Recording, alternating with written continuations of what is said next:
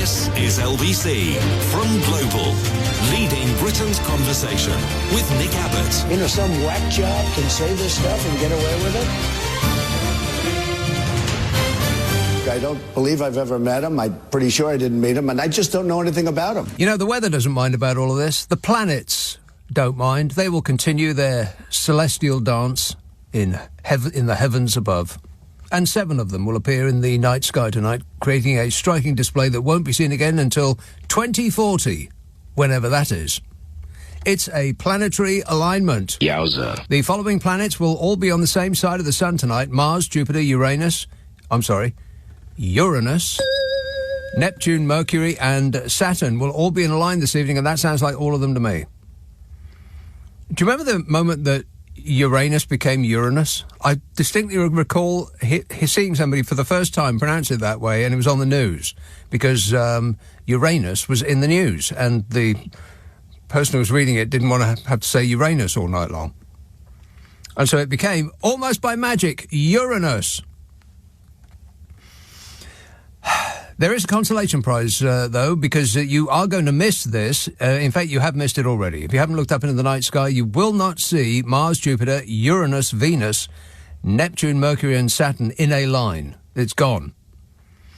Oh dear, what a pity, never mind. But there is a consolation prize. And now you'll have the chance to miss the Aurora Borealis again. The Northern Lights will be visible across the very far north of England, Scotland land and Northern Ireland tonight. It's a geomagnetic storm, a disturbance in the Earth's magnetic field caused by a violent ejection of the Prime Minister of Ukraine from the White House. I picked him up with my very big hands and I threw him out with great strength and strongly. People are always... Very important people come to me and they say, "Sir, you have such big hands." I say, "Thank you." A geomagnetic storm tonight is going to create a roaring borealis, which will be visible further south, as well as in Scotland, and you'll probably miss it. I've lost count of the number of times that people have said, "Look up, it's a natural wonder," and I've seen nothing at all, and you probably won't either, because this is Britain, and we have a thing called cloud, which will prevent you from witnessing one of the great wonders of the universe. So weather-wise, it's such an unlovely day. Cloud and rain and fog in the south tomorrow. Not in the northwest, though, I assume. I mean, I can check on that while you wait. One moment, please. I expect it's going to be raining in Glasgow tomorrow and for every day for the rest of your lives. But I don't really see the point, but I will check. It is not raining at the moment in Scotland. Can you believe that? No. Not in Glasgow. No, it will be raining tomorrow. And what? Not raining on Sunday? Pfft, rubbish. Raining on Monday and raining on Tuesday and raining on Wednesday and sunny on Thursday. And raining on Friday and raining on Saturday. And then, well, it looks here like you're going to get sun all next week. Anybody believe that? No. No. Would you like to hear the long-range forecast for the next 4 weeks? No. First 2 weeks of March, unsettled conditions with more rain interspersed by drier interludes when it isn't raining so much. And then, second half of March, it's practically summer already. Autumn is just around the corner. The clocks are going back. It's practically Jesus' birthday again. Second half of March. At first, spells of rain and strong winds in most areas, especially the north and the west. Yes. And then, end of March, extended dry and bright conditions developing more widely. Extended dry and bright conditions developing more widely. We'll take it. Tempers flare and voices are raised in a remarkably fractious meeting, says the New York Times, who are right there on the spot. Can you believe that he is the President of the United States of America? No. President Trump and his painted houseboy, J.D. Vance, loudly berated President Volodymyr Zelensky of Ukraine, an actual real-life hero, in an explosive televised shouting match unlike any seen in the Oval Office between an American president and a foreign leader in modern times. "This man came to my office. He looks like my Mexican gardener. He was very disrespectful. He didn't say anything about my hair. I had people work on that for hours this morning. He didn't say anything about it, which was mean. He didn't say I was handsome and smart. I'm smart. I'm smart in numbers that nobody has ever seen before. In other words, he comes in, doesn't say nice things, and that is a total disgrace for our country. Trump and Vance castigated Volodymyr Zelensky for not saying thank you enough. Zelensky was guilty of being insufficiently appreciative. He didn't say thank you enough. He was specifically not being grateful enough for U.S. support in its war with Russia, and Trump and his poodle, the poodle with the guy liner, sought to strong-arm him into making a peace deal on whatever terms that Don Donnie dictates. I want all of your everything, and I'll give you nothing in return. It's a tremendous deal. Nobody ever saw such a tremendous deal. I'd go so far as to say it's the deal of the century. So you give me everything, and I give you nothing back. Sounds great. Where do I sign? Voices raised, tempers flared. Trump threatened to abandon Ukraine altogether if Zelensky did not go along with this mafia-like shakedown. Absolutely. I mean, really? Hey, America, wake up. It's later than you think. Talking over the Ukrainian leader, J.D. Vance, Trump's poodle with the guy liner, said that Zelensky was disrespectful for him to come to the Oval Office and make his case in front of the American news media, and demanded that he thank Mr. Trump for his leadership.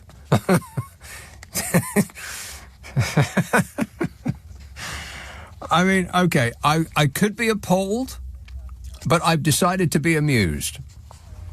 But maybe that's just me. What can I hear?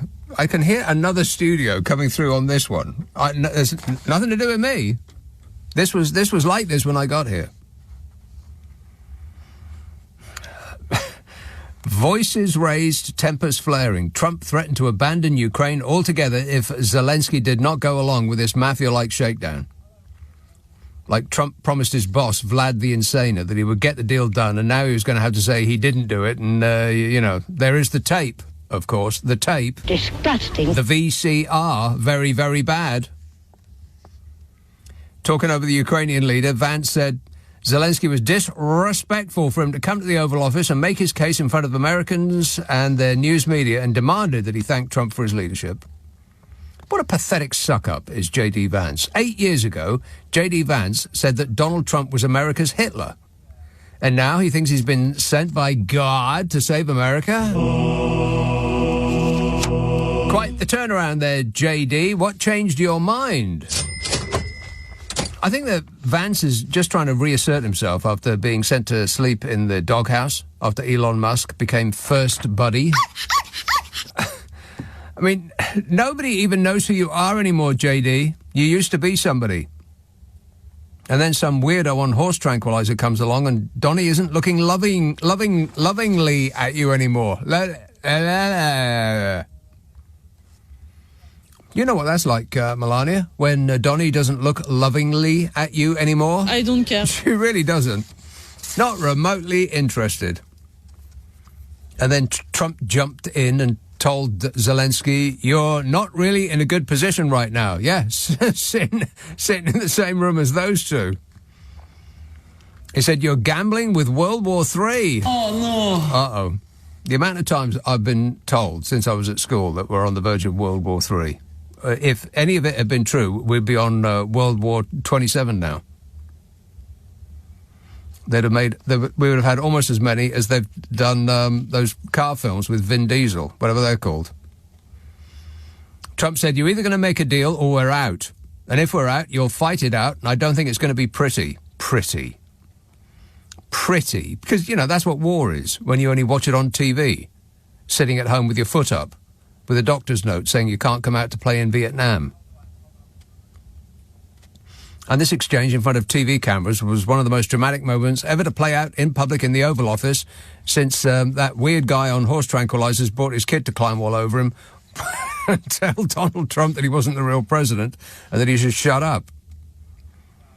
I bet Trump's still steaming about that, thinking, I'm going to get that kid back. He's on a list. And Trump's effectively sided with Russia. essentially. Not America, just Trump and his cult fans have changed sides, essentially.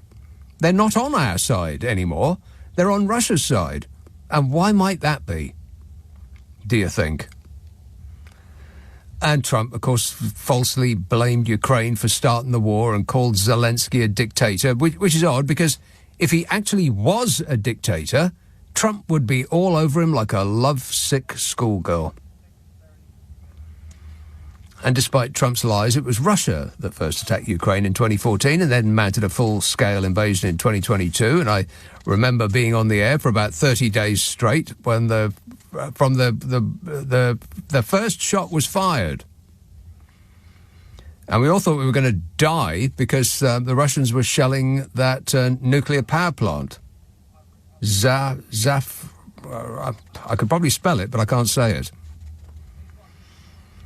And Zelensky is not a dictator. He became the president on the back of a landslide election victory in 2019. And that is an actual landslide, not a really tight race that was made to look like a landslide because of some stupid old rules about electoral colleges, which give Republicans a huge advantage by making right-wing states with 6 people and a cow as important as huge cities in Democrat states. And President Vladimir Putin of Russia, by contrast to Zelensky, is an actual dictator whose election's been widely dismissed as frauds. You can see why Trump loves him so much, apart from, whatever he's got on him. One of the reasons why he loves him so much. And the real reason that Donald Trump loves Vladimir Putin so much must be really bad, because the stuff that we know about Trump is terrible. And he's told us about that. Bragged about it. On camera. With a microphone. So can you imagine what the things that Donald Trump wants to say to stay secret are? Trump seemed to be trying to put his rift with Zelensky to the side on Thursday. He was asked by some lackey whether he still considers the Ukrainian leader a dictator, and Trump said, "Did I say that? I can't believe I said that." I mean, do you need any more information or proof that this is not a man to be trusted? That thing that people, his fans, say that, he doesn't mean everything he said. You can't take him completely literally. Well, that's no good in a friend, is it?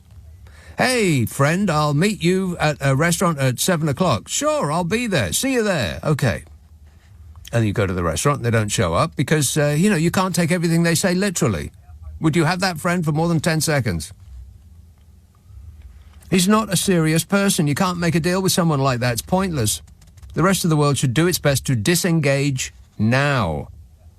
And you know what? Us, the little people, not leprechauns. We can do our bit too. We can vote with our money. You don't have to get a placard out. You don't have to march up and down the front of a building. You don't have to risk being arrested by the law by making your presence felt outside the American embassy. None of that is necessary. Just stop buying things that prop up that regime. And, Trump promised to end the war within 24 days on the campaign trail. So we're going to add that to the endless list of lies about what he was going to do within the first day. And his cult fans heard all of that and took on board his ceaseless lying when in office the first time round and said to themselves, yes, I'll vote for him. He puts America first and he tells it like it is. Oh, if I get through this 3-hour show without somebody calling me up and telling me that Donald Trump tells it like it is, I'll be happy. This is LBC with Nick Abbott. Call 0345 6060 973. Text 84850. Alexa, send a comment to LBC. Is he crazy or is that just the way he acts? It's a little bit of both, Donny. It's a little bit of both. Let's have a call in Cheltenham. Hello, Paddy. Hi, Nick. Must stop meeting like this. Yes. Who are you? I'm kind of glad that happened today because I think if you hadn't been on this evening, I would have probably lost the plot and need some humour tonight. Yes. So thank God for you. God had nothing to do... Well, maybe. Oh. By the way, Roaring Borealis, is that a new nickname for Trump? No, it's a line I stole off Cheers. Oh, okay. Well, anyway, I spoke to your glamorous assistant and just wanted to add my 2 pennies worth about the whole meeting today. Felt like a few people were saying it was like a mugging. It was like watching a mugging. Yeah. You know, and almost as well, it got to the point where it seemed like they were expecting him to thank him for it. Like, so, you know, it was the most bizarre thing. In fact, the 2 surprising things that I think I've taken away from today is that it wasn't pay-per-view, because I'm really surprised that Trump didn't do that, because he may just as well have done. Yeah. And the second, that thank God that Musk wasn't in the office with a chainsaw. I mean, I was actually half expecting him rushing in with one, but it was just that mad. It was like a viper pit. It was insane. Yes. I'll make you a small side bet, Paddy, that as far as pay-per-view is concerned, that in America, by the end of the year, they will have an execution on pay-per-view. Well, that's cheered me up. Do you want to take that bet?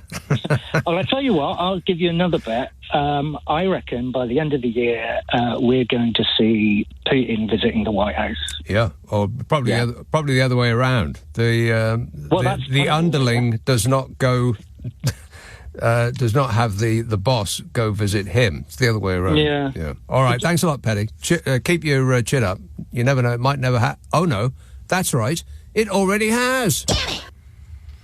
This says, it's Kerry from the Valleys. I have some good news, if no one else has told you yet. Jonathan is alive.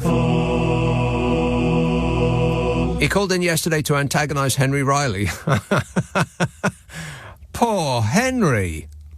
I'm glad he has reappeared. I was starting to worry that something had happened to him. Shame about the other news with the orange Golgathan. P.S. Is this enough punctuation for you? Yeah, it is just sufficient. Yeah, apart from the 2 exclamation marks. You only need 1. And you don't need to capitalise words either in the middle of a sentence. But apart from that, Darrell in Ho says, I am so thrilled that the government is cutting the funding to poor countries who would, after all, only spend it on boring things like clean water and instead are increasing funding for weapons. Way more exciting with explosions and everything. I'm glued to my TV screen. Let the carnage commence. 0345 6060 973. Let's have a call in Chiswick. Francis. Good evening. Yes, sir. I felt like tonight was watching Trump and the Zelensky interview. I'd seen the fact that he'd entered the Oval Office, always looking good, went out for a few hours. And it was like a child going into an abusive relationship. Coming back, and suddenly all hell has broken loose. Yeah. And the power dynamic of Trump, Vance outnumbering this child. He was getting shouted at by both of his daddies. Yeah, it was traumatic. I think it's been a traumatic evening for Europe, to be quite honest with you. And I think this is an enormous wake-up call. It most certainly is that. Yeah, let's stop kidding ourselves that Donald Trump is on our side, or anybody's side, other than his own. We have to disengage from America and hurtle towards Europe, because we've got to be in a gang. I keep saying it. Donald Trump, you have to think of him as a child that has just been released from Borstal, and he's wandering around the playground, and he's throwing his arms at anybody that he thinks is small enough that he can hit and get away with it. And if we are still on our own, friendless, hoping that he's not going to pick on us because we speak the same language, well, then that's just a ridiculous state of affairs, and whoever is in charge needs to be sternly corrected. But I'll add 2 things to that, and I agree with it. Firstly, we need to, as Europe and whatever it's UK, independently, whatever it is, stand up, because that's what you have to do to bullies. And I do also still hold out the confidence that the US will see what has happened tonight or today in America and be so ashamed of their leader behaving in this way that perhaps 4 years down the line he's gone. No, And I hate to break the news to you, kind of Francis, nightmare. but this is what his fans like.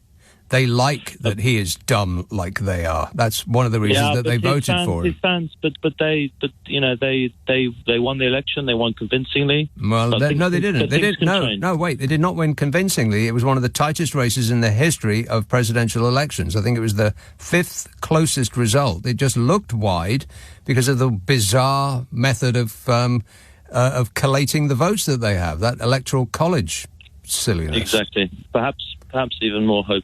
Then. Yeah, well, I'm not sure. I think that Trump's cult fans will absolutely love this because they don't want people to be polite and civil and use words with multiple syllables. They want world-wide wrestling matches with people throwing chairs and pulling and ripping their shirt off, and they want idiocracy. Because that's what they are. And that's why one of the reasons that they voted for him, one, they believed that he was going to make them richer. I mean, how's that working out for you? Oh, fabulous. 2, they believe that he tells it like it is, even though he's verifiably the biggest liar that has probably ever held office, certainly in America or probably anywhere. And 3, he justifies their ignorance because they think, well, he's stupid and I'm stupid. They don't think quite like that. They think he doesn't care about any of this stuff. All he likes is, women and money, and I like women and money. And fighting with they wouldn't be able to pick Vladimir Zelensky out of a lineup, most of America. Most of America wouldn't be able to tell you where Europe is on a map. And that's not just necessarily Americans, that's just people. I mean, if I mentioned a state in America and offered £5 to somebody who could point to Colorado, for instance, then that £5 would be secure. No matter how many people I stopped on the street and posed that question to. And same way round with America. They don't know where anything is. They couldn't care less. And they know that Trump doesn't know either, and that's partly why they love him. Look, that moron's in the White House, and then I'm a moron, so the sky's the limit for morons like me. They're not going to be put off by this. They're going to love him even more. I'm promising you. And, the Democrats will hate him even more, but that don't make no never mind, because A, he's only just won, and B, he's not leaving. He's definitely not leaving after 4 years. And people should stop saying that and actually admit that that is what's happening. That's what's happened. It's a coup. It's a takeover. I mean, if I don't know why anybody would need any more evidence than what they've seen already. He is not leaving at the end of his term. There will be no end of his term. He's going to he models himself on Vladimir Putin. And ask yourself this, why is he acting like this? Because he doesn't act in the interest of anybody else. Anybody. When have you ever seen Donald Trump act in the interests of somebody else, apart from Vladimir Putin? What has Vlad the Insaner got on Donald Trump? Like I said, it must be really bad, because the bad stuff Donald Trump boasts about.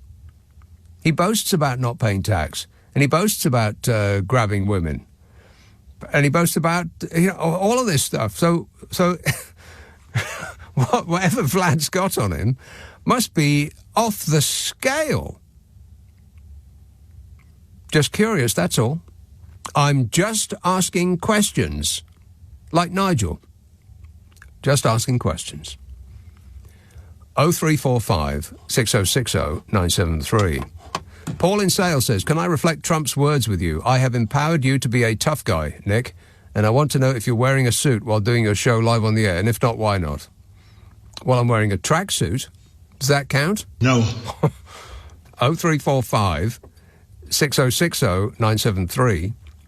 Text 84850. Email nicka@lbc.co.uk. And if you're on Skype, then You're going to have to find something else to use because they're taking that down. Oh, no. Yeah, so I might have time to talk about that later or, maybe next week if we're all still alive. Nick Abbott on LBC. Call 0345 6060 973. Nobody knows who the hell he is. Rochester. Hello, Lulu. Oh, Nick. Hello, darling. Lulu. Feeling a bit depressed tonight. Oh, really? Why is that? I just can't bear what's happening. Oh. So, Starmer meeting Trump. Yes. That was the first thing. And everyone's saying, oh, he charmed him, blah, blah, blah. Pathetic. It's pathetic. And I tell you, so James O'Brien this morning played the tape of Starmer, getting the letter out from the king, and handing it to Donny, and how unprecedented. I'm just glad I was standing over a sink because I was feeling a bit vomitous right then. It's unprecedented. He's treating him like a small child. He's a lollipop. He is a small child. That's how you have to. Child. That's how you have to treat grumpy small children. I know, but God, this is real world. This is life. This is our lives. And why are we? Can't we just treat America like North Korea? You've got a lunatic in charge. Get rid of him, and then we'll deal with you.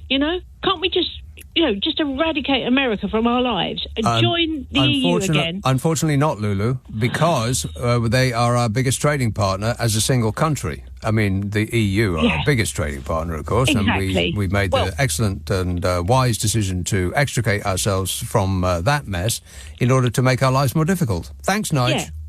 Well, we need to rejoin the EU pronto, and we need to get a European army together so that we can be another superpower against America and Russia and China. We need to be that now because America's our enemy right now. I think so, yeah. I think we've got to really admit to ourselves that America is not the same anymore. They have swapped sides. Of course, yeah. So, we can't depend on them. They are, bad news in every respect. So, come on, we've got to do what we need to do. Starmer needs to grow a spine and rejoin the EU. Forget the red wall. Who cares about them? Probably mostly dead anyway. Just let's rejoin and let's get our strength back, That is accurate, yes. The people that voted for us leaving the European Union have, in large number, fallen off the end of the conveyor belt of life. Yeah. They're not here anymore. And the majority of people in this country want to rejoin. Big so time, what's he frightened of? Yes. What is he frightened of? I wish I could get him in a room, Starmer. I want to just get him up against... I don't want to pin him up against the wall, but just, You want to wag your say to finger threateningly in front of him. I do, and I want to say to him, what are you afraid of? The country wants this. We need this. America are our enemy. We need to be strong. We need to rejoin. What is your problem? Right. Okay. Good work, Lulu. You've definitely put yourself on a list. You do realise that, don't you? Nick, I've got something nice to say to you, apart from this misery. Yes. I have also been to Al Antico Vinaio in Florence. Oh, have you? My God. It's just a heaven on earth, isn't it? It really is. Yes, I was talking about this. It's the best meal I've ever had in my life. It's a place that serves sandwiches. Now, that might not sound like it's great, but trust me and Lulu when we tell you, it really is. But you know what? Sandwich is not a big enough word for what these creations are. Creations. Right? I think it's a creation as from heaven above. It really is. It's. I dream of them. So do I. Once I discovered it, which was on my first day, I don't think I ate another meal for the entire 3 or 4 days that I was in Florence. Yeah, I just kept going back there. Yeah. Yeah. And, beautiful. And the reason that you bring it up is because I was talking about this with Carol McGiffin. Talking about it. With Carol McGiffin. Yeah. Oh, right, yeah. I heard it on your Nick Abbott Habit, and I thought, oh that's right. Yes. Yeah. Not with Carol McGiffin. It's the Nick Abbott Habit. Yeah, the other podcast that I do. You do so many, darling. I'm a very, very busy person, Lulu. You are. All right. Okay, good work. Thanks for that. Bye. Cheers, my dear. Yeah, the Nick Abbott Habit, it's 30 minutes of concentrated amusement, clips of old shows, comes out on a Monday. I think you'll love it. And I was going on at length in the last episode about the best meal that I've ever had in my life, which was in this tiny, tiny, tiny place In fact, there's two in the same alleyway that serve the most spectacular food you've ever had in your life, I guarantee it. It's worth going to Florence just to go there. And one is literally a hole in the wall, and the other is a very, very small cafe. But that doesn't really send you the image or the the idea of what it is that we were talking about. It's a sandwich that's so great. It needs another category entirely, because sandwich just that makes it sound as though it's not the epicenter, the peak of gastronomy that it actually is. And you'll have to listen to my my Nick Abbot Habit podcast in order to learn more about it. And I trust that you will do that. But not now. Later. Crouch End. Hello, Brian. Oh, me? Hello. Yes, Brian. Yeah. Oh, you said Chend, and I was thinking, because over here we call it Cruchon. Well, you're not over there, Brian. Yeah, well, I'm here anyway. Let's start with you were talking about Trump, staying in after his term is over. Hopefully he doesn't know this, but during World War II, England didn't have any elections either because they were at war. Well, same with the Ukraine. Yeah, and Ukraine didn't have elections, so Trump can just say, well, we're at war, so therefore we shouldn't have an election. And I just have to stay in. I think that leaders around the world have got to get this into their heads, that Trump's not leaving. I mean, this idea that, we just stick it out for another 4 years, then, somebody reasonable will be in there, that's not going to happen. No. And I mean, even if it's weekend at Bernie's and they just prop him up, he's still going to... Yeah. He'll be issuing orders from beyond the grave. Yeah. Yeah. No. I suddenly felt a little less secure being over here. But my favorite moment of today, if there was one, aside from the fact that I was on television this morning. You were? Where? On BBC. It was only for a few seconds, but it was definitely me. Where were you? I was being interviewed on Tuesday night at the pub where I do a pub quiz in North London. Oh yeah. So yeah, I'm not meaning this to be a shameless plug, but that's what was going on today. So it started out really good, and then all this other stuff happened. And were you being interviewed because you do a pub quiz? I was being interviewed because there was a guy who just comes up to people arbitrarily and says, "Excuse me, would you like to have a cup of tea and a chat?" And I said, "Okay." This was about a month ago, and so we sat down, and he, interviewed me, and I told some of my showbiz history, and it wound up going on TikTok and going viral, and so BBC was aware of that. And they said, "Oh well, let's do a story on this guy," and because there's not much else going on in the world, so we'll follow up on some important TikTok news. On this particular morning, there wasn't that much going on, but right. Thank God, I got in. So anyway, I'm talking about a real life TV star on this show. Well, I have, I did. I was in showbiz. I've been in showbiz for 50 years. So yeah. Really? Doing what? You don't come across as somebody who's been in showbiz. Not on the. Are you like an agent or something? No, I'm an actual performer. Are you? Well. What do you perform? I came here. I came here. No, I tried juggling, but I'm left-handed, so I couldn't figure it out. No, I was working in America as a stand-up comic, and the work started to dry up. And a friend of mine said, "Come to UK." That would have been my last guess. Yeah, I know, because I'm so serious when I get on here. Well, you are lugubrious. I'm going to have to look that up. Look that one up. Yeah. So, if I were you, I'd be offended now in order to save time later. Well, I made a living at it for 50 years, so damn the critics. But at least you're 3,000 miles away from Crazy Central in Crouch End, Brian, and you'll probably be on the very last of the list of targets, I would imagine. Crouch End will survive. Everything around it will be burnt to a cinder. I hope you're right. Yeah. Okay. All right. Well, I wish you the best of luck. Thanks a lot, Brian. 0345 6060 973. Tarek in Chertsey says, so Trump is offering U.S. citizenship for $5 million. With what happened at the Oval Office today, I'm willing to sell my U.S. citizenship for $3 million. Tarek, I'll give you 10 pence. And that's my final offer. Martin in Chelmsford says, Trump was telling his TV audience about his tremendous achievements in the last 5 weeks. Like Brexit benefits, I challenge anybody to name one. Go on, I double dare you, says Martin in Chelmsford. So, the gauntlet has been laid. 0345 6060 973. Dagenham, hello, Jack. Hello, Nick. That was outrageous, wasn't it, what happened in the White House? Absolutely outrageous.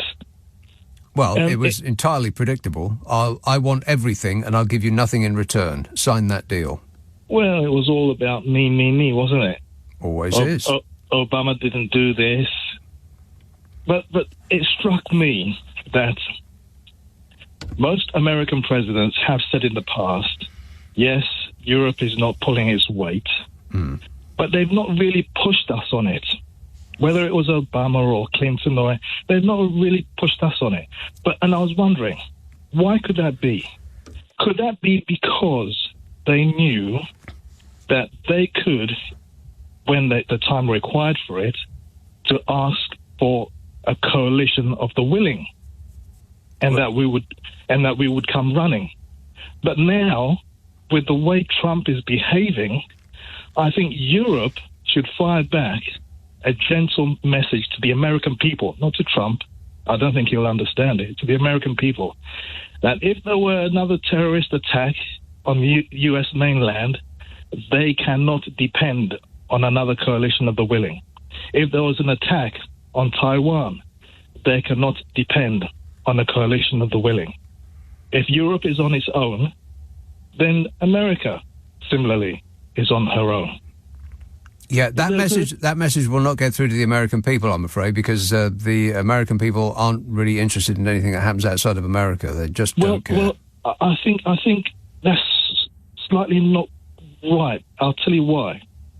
Because whenever something does happen, one of the first things that the American presidents require is for European parliaments to vote to get involved in it.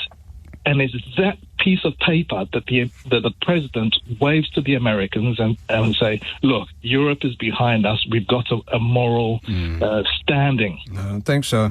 They don't care about moral standings. What are you talking about? They just elected Donald Trump for the second time. Yes, I know, but they have to be woken out of it. And I think by knowing that they'll be on their own, without Europe behind them, I think they'll think twice. No, Jack, have you seen a World War II film made in America?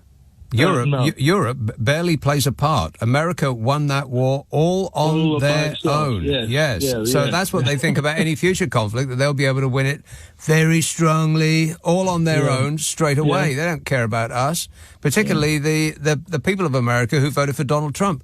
They didn't vote for Donald Trump as to be the president and the representative of a political party. They voted for Donald Trump because they've joined a cult and they think he was sent by God to save them. Yeah. It's outrageous. It's unbelievable. Well, and everything that is unbelievable is entirely believable if you go from that point. They're beyond talking to. They've gone. Forget them. I understand the emotion there, though, Jack. Thanks for that. Nick Abbott on LBC. Call 0345 6060 973. You know, some whack job can say this stuff and get away with it? Rico in Glasgow says, the world has now witnessed the American president and his vice henchmen conduct mafia tactics upon the Ukrainian president, whose nation has now been officially sold down a river. So many innocents slaughtered on the altar of American imperialist neo-fascism, brackets, no hyperbole intended, that now runs the so-called free world. What is the price for NATO now? Cancel the royal visit, says Rico.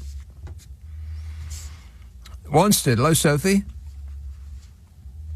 Sophie? Oh, Sophie. She has been waiting a long time. Oh, no, there you are, just under the wire. Yes, fine, Sophie. Can you hear me? No? No? Yes. Oh, thank goodness. I've been waiting so long. No, please. You've been waiting so long. Can you hear me? And whining and moaning. Yeah, a little bit moany. Yeah. No, I can't hear you at all. You're going to throw me out like Zelensky was removed from the White House. Sophie, is there something wrong with you? Aren't you? I think it's your phone, Nick. No. Whatever you're doing, stop doing it right now. I mean it. Can you hear me? No. Yes. And she's hung up. I've got no idea. I just don't know. And it's my show. Can you believe that? 0345 6060 973. Let's have Mid Wales. Cliff. It's a bit vague. Where are you? Yes. Hello. Yeah. That was interesting. Yes. Yeah. No, I live in Mid Wales now. But I was born an American, and... Were you born under a wandering star, by any chance? Yeah. But it's...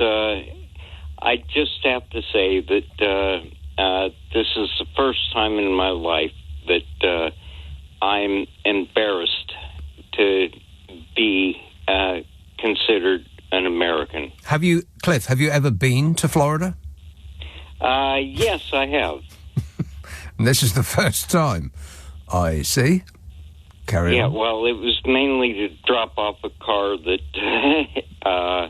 was supposed to be sold, but then that never happened, so I wound up taking it to the Cayman Islands where I was living at that time. But that's another story, which we... unfortunately, we don't have time to go into that right now. No. So what's up, Cliff? Well, again, I saw Trump's interview this morning. Yeah, his performance. It is so pathetic. I can't think of who did you vote for in the last election? I'm sorry? Who did you vote for in the last election? I'm sorry. I actually haven't been able to vote for a long time because I can't remember where I was last registered to vote. But the first time that Trump got into office, I wasn't too fussed because I figured, well, it'd be nice to have a non-politician in that office. Well, it was amusing for 4 years because he was surrounded by crazy. He obviously had got no idea what he was doing, or really had any idea of the duties that came with the job, and wasn't really very interested. And every day it was kind of funny, but it's not really that funny anymore. Oh no, it's gone beyond funny. It's scary now. But like I said, it didn't take me more than a few weeks before I realized that no, this was not the right decision. A few weeks? I think most of us figured that out within a few seconds. Oh, I'm probably a bit more generous in my my tolerance, but no, I'm talking about the first time. Yeah, okay. Second time is something of a nightmare because the people around him... I mean, never mind about Donald Trump. We know what he is about. He's entirely predictable. You slather him with flattery and you give him money and he'll do anything you want. You don't do either of those two things and you're going to have a very hard time. And the problem with that man is not any of the above. It's that he doesn't care about the people that he's ruling. He does not care what happens to them at all, which gives him a tremendous advantage over the leaders of other countries, because he will use America as a weapon. And that's why the leaders of other countries are tiptoeing around him and pallying up and debasing themselves in front of him and embarrassing themselves on the world stage. It's because they are treating him like a grumpy, entitled, spoilt little baby, which is what he is. But that grumpy, entitled, spoilt little baby has a weapon in his hand, which is America. And he doesn't mind using it on anyone. I mean, all this tariffs stuff, he keeps insisting. I mean, he can't be that stupid that he doesn't know how tariffs work. He keeps insisting that tariffs are paid for by other countries. Well, any fool know that that's not true. But he doesn't care about that because his cult fans believe everything he says, despite the overwhelming evidence that everything he says is a lie. But they believe it anyway because they've joined a cult. There is no hope for them. Forget them. They've gone. And they will make any excuse. He will use them as a weapon against other people. He will make their life miserable. He will take their Medicaid away, their health care away. He'll take their food stamps away. He'll take the meals that their children rely on to start the day because they're so poor they can't provide a cooked meal for their child once a day. He'll take that away. He'll give all of the money saved to Elon Musk and various assorted billionaires that he had surrounding him during the inauguration. And as for the rest of America, he doesn't care about them. It's just a weapon to him to get what he personally wants. And that's why he's so dangerous, and that no other leader, apart from dictators who also don't care. Vladimir Putin doesn't care about his people. His people have got no way of getting rid of Vladimir Putin. There's no such thing as a free election in Russia or North Korea or any of those places that Trump goes all googly-eyed and gooey as soon as he is in the company of those dictators, because that's what he wants to be.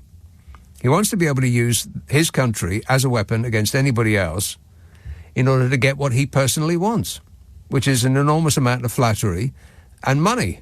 And that's it. Well, there's the women, of course. I mean, don't forget the women. He doesn't talk so very much about that. I will be so great to women. I cherish women. Yeah, he cherishes women with both hands, if they stand still long enough. I would recommend that you don't stand still long enough, ladies. But, that's just my advice. What do I know?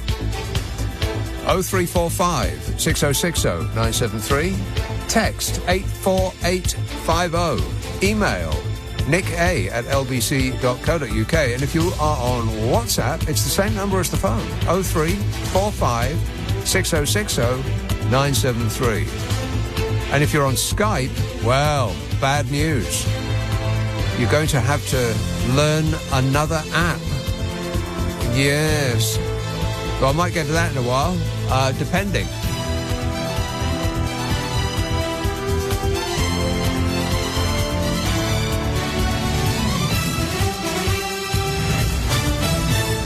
On your radio, on Global Player, and Play LBC. leading Britain's conversation. This is LBC.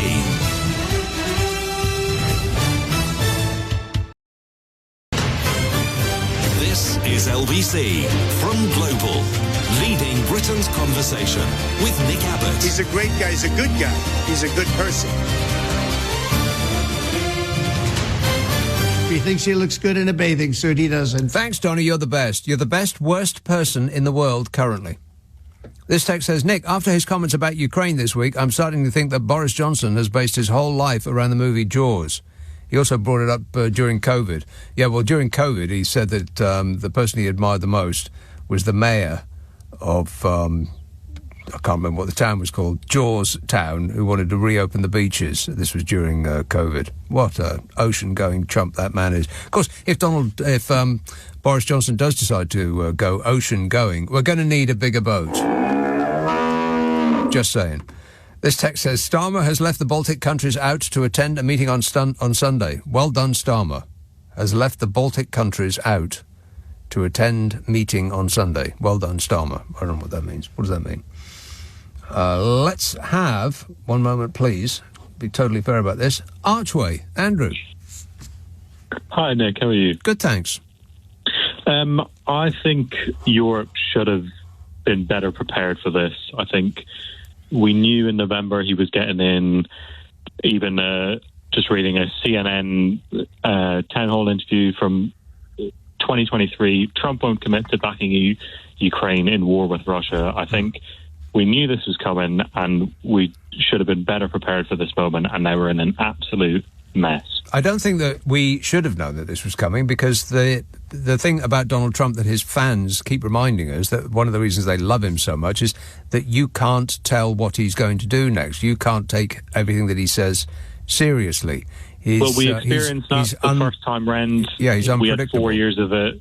We should have known how he operates. He's a businessman. He's all about deals. We saw it for 4 years. We were thankful when Biden got in. What did we expect the second time round? Well, we weren't expecting a second time round. We didn't think that a country would be so dumb as to vote for him twice. To my point, we weren't prepared. Yeah, but you can't be prepared for everything. You can't be prepared for your house to be flooded and be on fire at the same time. But I'm sure that has happened. If as far back as 2023, Trump is saying that he won't commit to backing Ukraine, why was that not noted? Because he was surrounded by 86,000 other different lies. That's why. I mean, you're supposed to pick out the one truth in a sea of lies? Well, when it matters that much to peace of the world, I think it's valid to be prepared for a situation like this. We're in an absolute mess at the moment. Today was an absolute embarrassment. Zelensky got railroaded, and, you know, you can't help but feel sorry for the man. Been fighting a war for 3 years. You know, Europe can only do so much. And without America, it's going to be even harder going forward. Going forward. Right. Okay. All right. I won't pick on that phrase. It's just one of those office speak phrases that just completely nonsensical. Which other direction would we be going in other than forward, time-wise? All right, thanks a lot, Andrew. 0345 6060 973. I'm not sure that any of this is our fault for not being prepared for something that nobody could have really predicted. I mean, you might think that that America might prevaricate. They might be reluctant to spend as much money as they are, or even though the EU is spending way more money than America is and sending it to Ukraine. That was another one of his lies. That's not true either. America isn't giving more money than anybody. And most of the money that America is giving is in weaponry, which they're purchasing from their own weapons manufacturers. So it's, again, in America, as is increasingly the case in this country, it's another giant transfer of wealth from the taxpayer to the industrial military complex. They're not being nice, America. They're making a ton of money out of this. Of course they are. But nobody could have thought that Donald Trump would actually behave like a cheap mafia don doing a... I mean, it is exactly like a scene out of Sopranos. Absolutely. Yeah, nice shop. It would be a shame if something happened to it. Yeah, I don't think it's our fault. Jim Hassock texts, maybe it's Jim in Hassock, no idea. It says, Nick, shaming to see two cowards today picking on somebody who is probably the bravest man in the world. I guess we in the UK will have to continue to suck up to these people, but we don't have to like them. I had to put on Famous Blue Raincoat by Jennifer Warnes and Leonard Cohen to remind myself that not all Americans are crass, insensitive and stupid.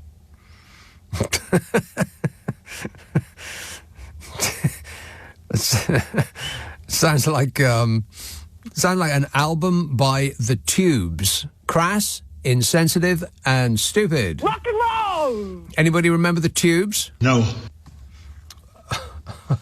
White punks on dope? No memories at all? 0345 6060 973. Manchester, Hayland. Hi, yes, can you hear me okay? Yes, go ahead. Yeah, so I'm actually an American that's moved over to the UK, so it's very interesting to watch things be on fire from afar. But yeah, so I think, because I obviously have family still in the US, I don't think that a lot of Americans are even aware of the rest of the world's perception of them or the country as a whole or our government. No, they don't care. They don't see foreign news. They see Fox News. No, they don't at all. I'm a licensed U.S. attorney, so I'm obviously very educated and not stupid. But I didn't realize it until I was flying back and forth, and I would see things here on the news, and I would go back and I would hear nothing about certain things in Ukraine. Nothing. It just wasn't there. So, but in regards to Trump's behavior today, he's doing that for his fan base because they love it. Oh, yeah. They don't even take into account the substance of what actually is going on or the geopolitics. Not remotely interested. They see him as a big, tough guy who was shouting at some guy they don't know, but they don't like him because he wasn't wearing a suit and he didn't have a red tie on. But Big Donnie was being tough and strong with great strength. Yeah, and they all they see it as, oh, well, he's doing this for us. Yeah. He's doing this to protect us. That's so right. I think people are sitting there going, oh, well, like, why is Trump saying this or that? Or they're getting very emotionally, fueled about it. And I think the simple thing is he's a narcissist, right? So he does this because he loves the attention. Yes. And it's at this point, second term, it's like, well, how much more attention can I get? How much more outlandish can I be? And I think I just said this to my partner tonight. I was like, we still have, what's the next 4 years going to hold? It's not even the first 100 days. And he's already doing these sorts of things. So I think it is very concerning as an American, especially with family there. And, I don't know what the next 4 years or 8 years or whatever is going to hold under his reign. Well, it's not going to be 4. I'll promise you that. Well, I can't promise it, but I would bet a large amount of money that it's not going to be just 4 years. He's going to stay on, and I would imagine he'll stay on. We were talking about this long too. enough. Hang on, let me finish. He'll stay on long enough to hand the crown down to his son Lurch, the tall one. Well, I actually said I thought he would do it to J.D. Vance and maybe try to stay on as vice president. Oh, no. But my partner corrected me, and he was like, I don't think that's what Trump would want because he likes to obviously roll the show. But no, I mean, it is, and as I've told my family, my mom and my dad, I've said, you really don't realize what it is to be an American until you actually leave and you see America from afar. Yes. Because I think you get so caught up in the chaos, and it really is the media. The media fuels like the people's. It's so much, and it's so disgusting, but you don't realize it until you leave. Yes, the amount of airtime that the networks, even the networks that supposedly hate Donald Trump, the amount of airtime that they have given that man, the free advertising that they have just poured all over him because he's good ratings. I mean, it's CNN and NBC and CNBC and MSNBC and all of those channels, all of those supposedly left-leaning news outlets have just been pointing the camera at Donald Trump and just leaving it on because they know that it'll get a bigger audience of presumably their outraged viewers than anything that they would otherwise be putting on. And that's why he won the first time, and I would suggest that that's why he won the second time too. Yeah, because whether you love him or whether you hate him, you still click on the headlines, you still click on the links. Right. And I think that's something that he has, because he's so controversial, over even Biden, Obama, any of the other presidents. So it is very interesting in that way. And he's always relevant because he's always doing something new, and he's always so coming up with content. Yeah, exactly. But he does it because he riles up, the base is riled up, and they love when no matter what he's saying, it's just he has the energy and the passion with it, and they just take that in and of itself as, oh, well, he's doing this for us, or he's so smart, he's a billionaire, so why wouldn't he make a bad decision? Like, he would never make a bad decision. And a lot of them do glorify him. I mean, it's so crazy. And I think people say, oh, well, how could Americans glorify that sort of person? It's like, well, I mean, because they're not exposed to the same level of facts and the news that the rest of the world. They don't understand the geopolitics. Well, they don't understand the basic human instinct to blame others for your own misfortune. And all a politician needs to do is to not have shame, and it can work. As long as you've got as long as you've got charisma, as long as you can get on stage and be sort of entertaining. Entertaining. Magnetic. As long as you can get eyes looking at you and just say all your problems, they're very, very easy to solve. I will solve them by picking on those people over there, pointing at an identifiable minority, and it always works. Mm-hmm. Well, and I think there's also been a lot of rhetoric of like, well, the U.S. is giving Ukraine all this money. Well, why should we be giving? That's not going to affect us. It's not going to have any impact on us. We need that money here in the U.S. And it goes again to like they just do not have the deep understanding of, if Russia does take Ukraine, what's to stop them from taking other countries? What's to stop them sweeping through Europe? And obviously Europeans are going to be more conscious of that. But I think another big difference is Americans think of themselves. They don't think for society as a whole. And it's our fundamental individual liberties. And we're taught that in law school as well. Europe, I think, is much more egalitarian. They're much more greater good society. They kind of have a larger outlook. Yes. I think people have those larger outlooks. And Americans are just programmed from day one through school. It is your individual liberties. It's only about what benefits you, not your neighbor. But this thinking doesn't benefit almost everybody. It doesn't benefit 99.9% of the people. And this thinking is being sort of imposed on the vast majority by those who have made it. If you work hard, this is the nature of the American dream, isn't it? You can come from nothing and you can be as rich as me, says a guy who inherited his entire wealth, which is how most billionaires got rich. They inherited their money. And you might as well have your plan for life winning the lottery, because that's as likely as going from being poor to being rich. It almost never happens. But if you keep people, if you keep sort of dangling the prospect in front of them, then they will run on the spot their entire lives, faster and faster, just to keep in the same place, up to their eyeballs in debt, not getting anywhere, and just flailing themselves to death in order to keep those at the very top in the manner to which they have become accustomed. That's the nature of the American dream. It's a fantasy. I agree. I was just about to say that. That's why I've heard it called. It's not just a dream, it's a fantasy. Yeah, it is, because the only thing more powerful than fear is hope. And if people can hope for a better life, they're willing to do almost anything. Right, exactly. All right, thanks a lot. Hayland. Leading Britain's conversation, Nick Abbot. Alexa, send a comment to LBC. And I did 3 of them today. I did a little one, a little tiny one, and then I did a really big one. I did a big one, and I'm still raring to go. Good boy, Donny. Good boy. Tell me when you're ready. This text says, I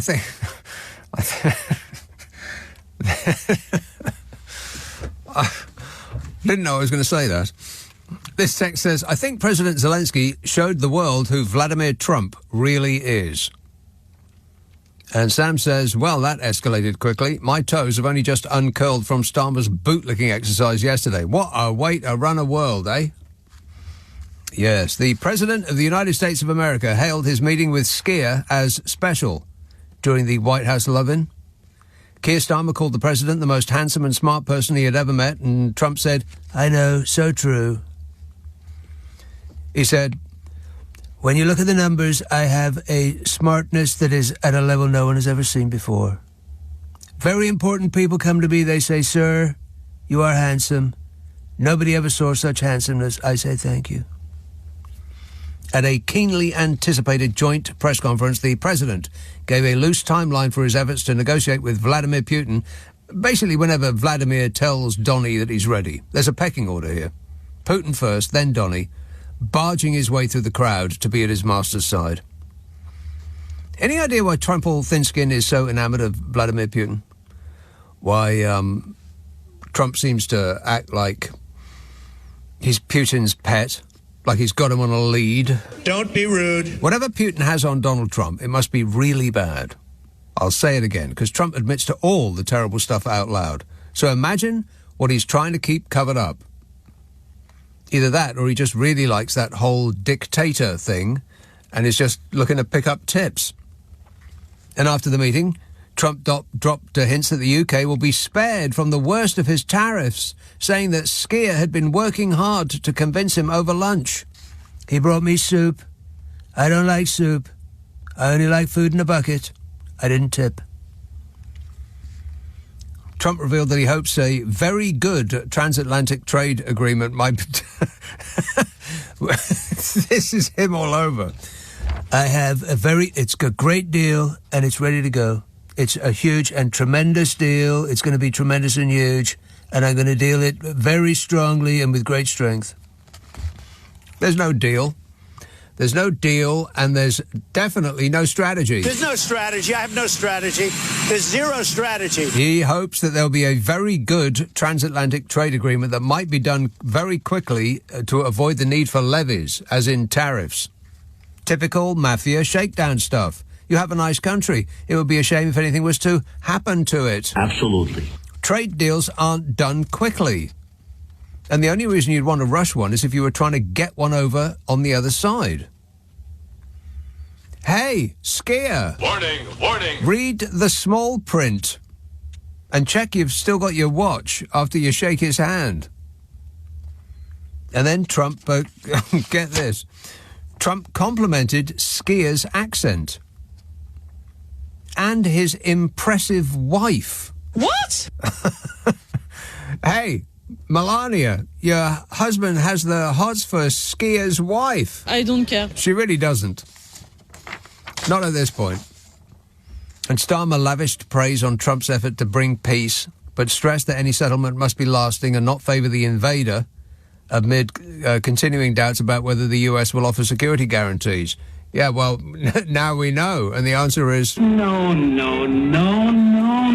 No, they won't. And even if they did, Trump's promise isn't worth the paper he scribbles on. He'll look at a deal, probably after receiving instructions from the Kremlin, and say, who signed this deal? This is the worst deal in history. Very bad. And the guarantees for military support to Ukraine will be pulled. But he'll keep the minerals. And by he, I mean he, not America. This is for him.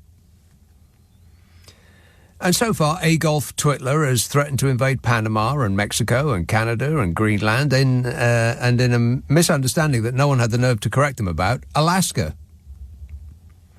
He's threatened trade wars with China and the European Union and South Africa and Japan and every country whose name he can read on the atlas that Joe Biden left behind in the office.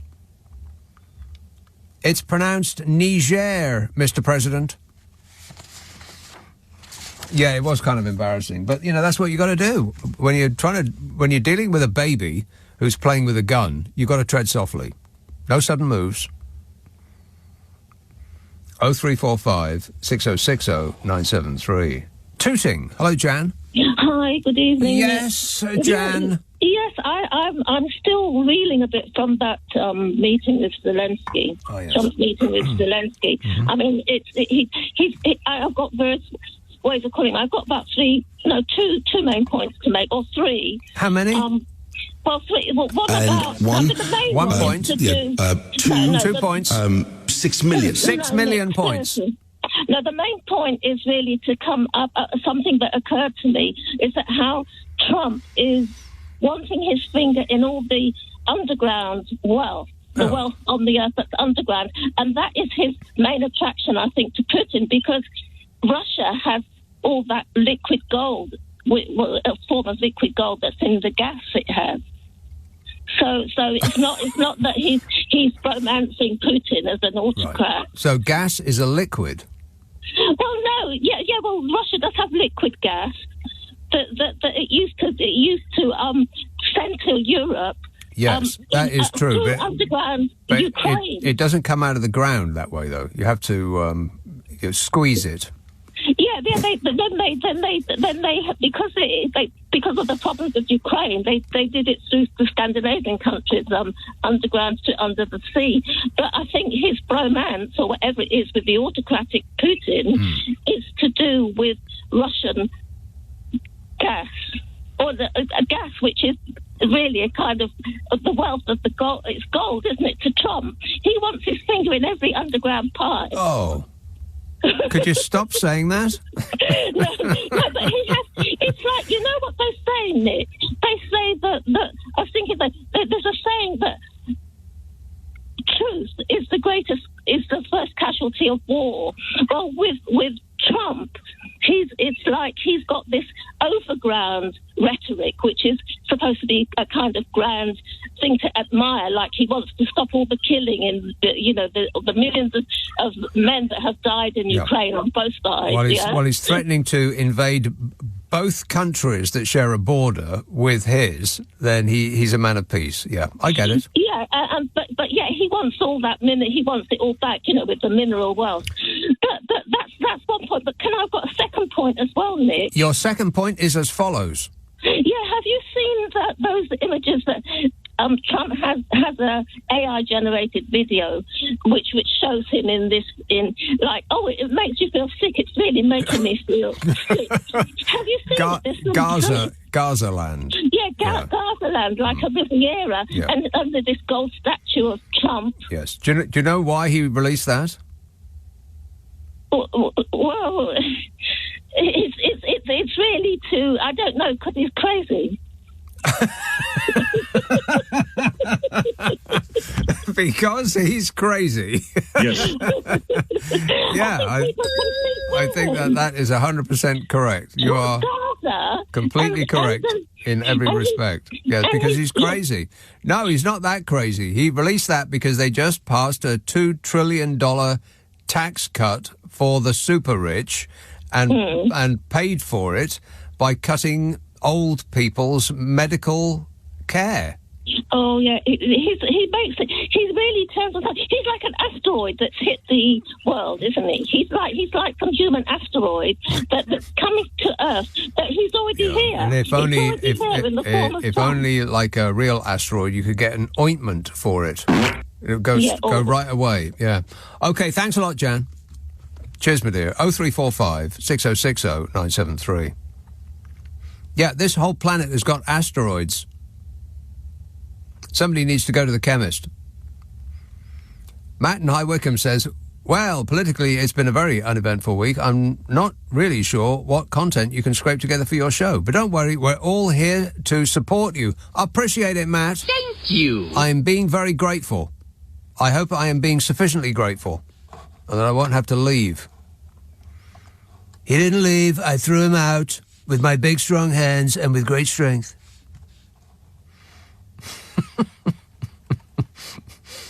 I mean, it is awful, but until it becomes too awful to avoid, I have decided to be amused.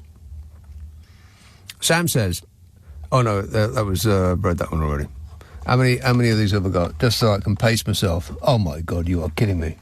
20 pages. What are you trying to do to me? Have you edited these for content and so they make sense? You're a man. You need to see what the people are saying. Yeah, but some of them have to make sense, though. Have you gone through these, or are you just cut and pasted them? I've edited them as much as I can. Generally speaking, I'd say they make sense. Because you understand that I'm editing them while I'm on the air. That I am now doing 4 people's jobs. But you know me, I never complain. Whinging and whining and moaning. This is LBC with Nick Abbott. Is a radical left Marxist, communist, fascist. Alan in Rugar, I've no idea. Rugar, R-E-U-G-A-R-E. He says, Nick, I reckon that Rootin' Tootin' and Russia are near collapse, hence the despicable behaviour of Trump and J.D. Vance. The UK and Europe must fund and protect Ukraine and use the £300 billion of sequestrated Russian funds and assets. Yeah, I'm not sure about Russia being near collapse. I think they're doing just fine. And I don't think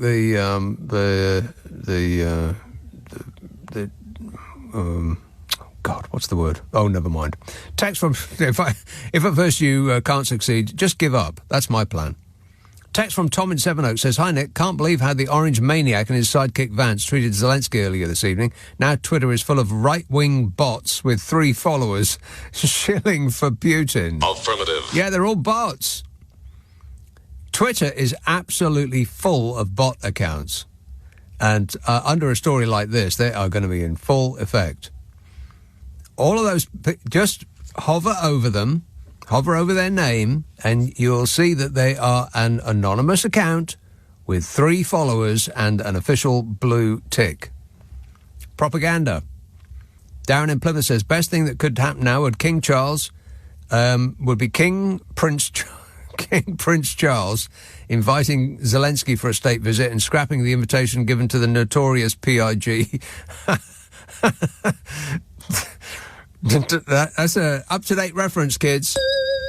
That's the hippity-hop community. They're all on the edge of their seat now. Yes, I'm down. I'm with it. I'm hip. Scrapping the invitation given to the notorious PIG yesterday, says Darren. Glasgow. Hello, Leslie. Hello. Yes, Leslie. Hi. I would just like to make a point and ask a question, if I'm allowed. First, I think our country's in a mess, man. I mean, and our government and media appears to me to make more of a fuss about what's happening in Ukraine than our own country. Hardly. I mean, we've given Ukraine around 15 billion, while our own pensioners have a winter fuel allowance cut. We wait 20 to 30 hours in hospitals and weeks for a GP. And I'm hearing all this about Ukraine, and it's like, I really don't care about Zelensky, to be honest. I'm getting to the point. I just wish we would make a peace deal just to end it so we can invest in our own countries. That's the way I feel. It's a mess in Europe. Whether you're in France, Germany, Britain, it's a disgrace. Everywhere needs some work, you're right, but it's possible that the 6th richest country in the world and all of their equally rich local friends could do both. They could fix their country and help out somebody on the European continent who's in trouble, can't we? Well, I would say that if we're so tightly strapped for money that in the same week the winter fuel allowance was cut for our pensioners, the government gave $4 billion to Ukraine. If you can afford to invest $4 billion in Ukraine, then you can make the choice to keep benefits going to the most vulnerable in our society. Yeah, but can I ask you a question? No, I'm not disagreeing. You think you came on itching for a fight. I'm not disagreeing with you. I would actually like to ask you a question. That was just my point. It's not a quiz show, but you can ask. Right, so put Trump's attempt at a peace deal aside, whether you like it or not. I get a feeling you're not a fan of Trump, so put that aside. I would like you to make an argument that doesn't involve hypotheticals why we should give Ukraine billions over our own NHS and vulnerable population if we can only do one. But we can't only do one. But maybe we can, because our NHS and our most vulnerable... You just told me not to use hypotheticals, and yet your question is based on a hypothetical. But your response is a hypothetical, because you're saying that we can do both. I'm telling you we can. What? I'm telling you we can. Explain how we can. Any government can either print money or they can borrow money. We can borrow money. We certainly have the headroom to borrow more money. Now, and what happens if we borrow more money? What happens to our currency? Well, what's happened to our currency with the money that we borrowed already? Not much. We're doing just fine. We're not doing just fine? Yes, we are. No, we're not. Well, the currency is doing just fine. We, as a society, need work. Yes, no doubt. The inflation in our economy is not good at all. Our energy inflation is terrible. Food inflation is terrible. That's different. Energy is different to ordinary inflation, underlying inflation. Well, energy is the biggest driver to overall inflation across the board. Well, I would agree with that too. But the point about the inflation with energy is down to, I would suggest, energy giants raking it in, using the opportunity of disruption in the supply to make more money than they've ever made before. Now, if that's true, and you accept that that is true, that energy giants are coining in more profits than they have ever done, then that suggests to me that we are being ripped off.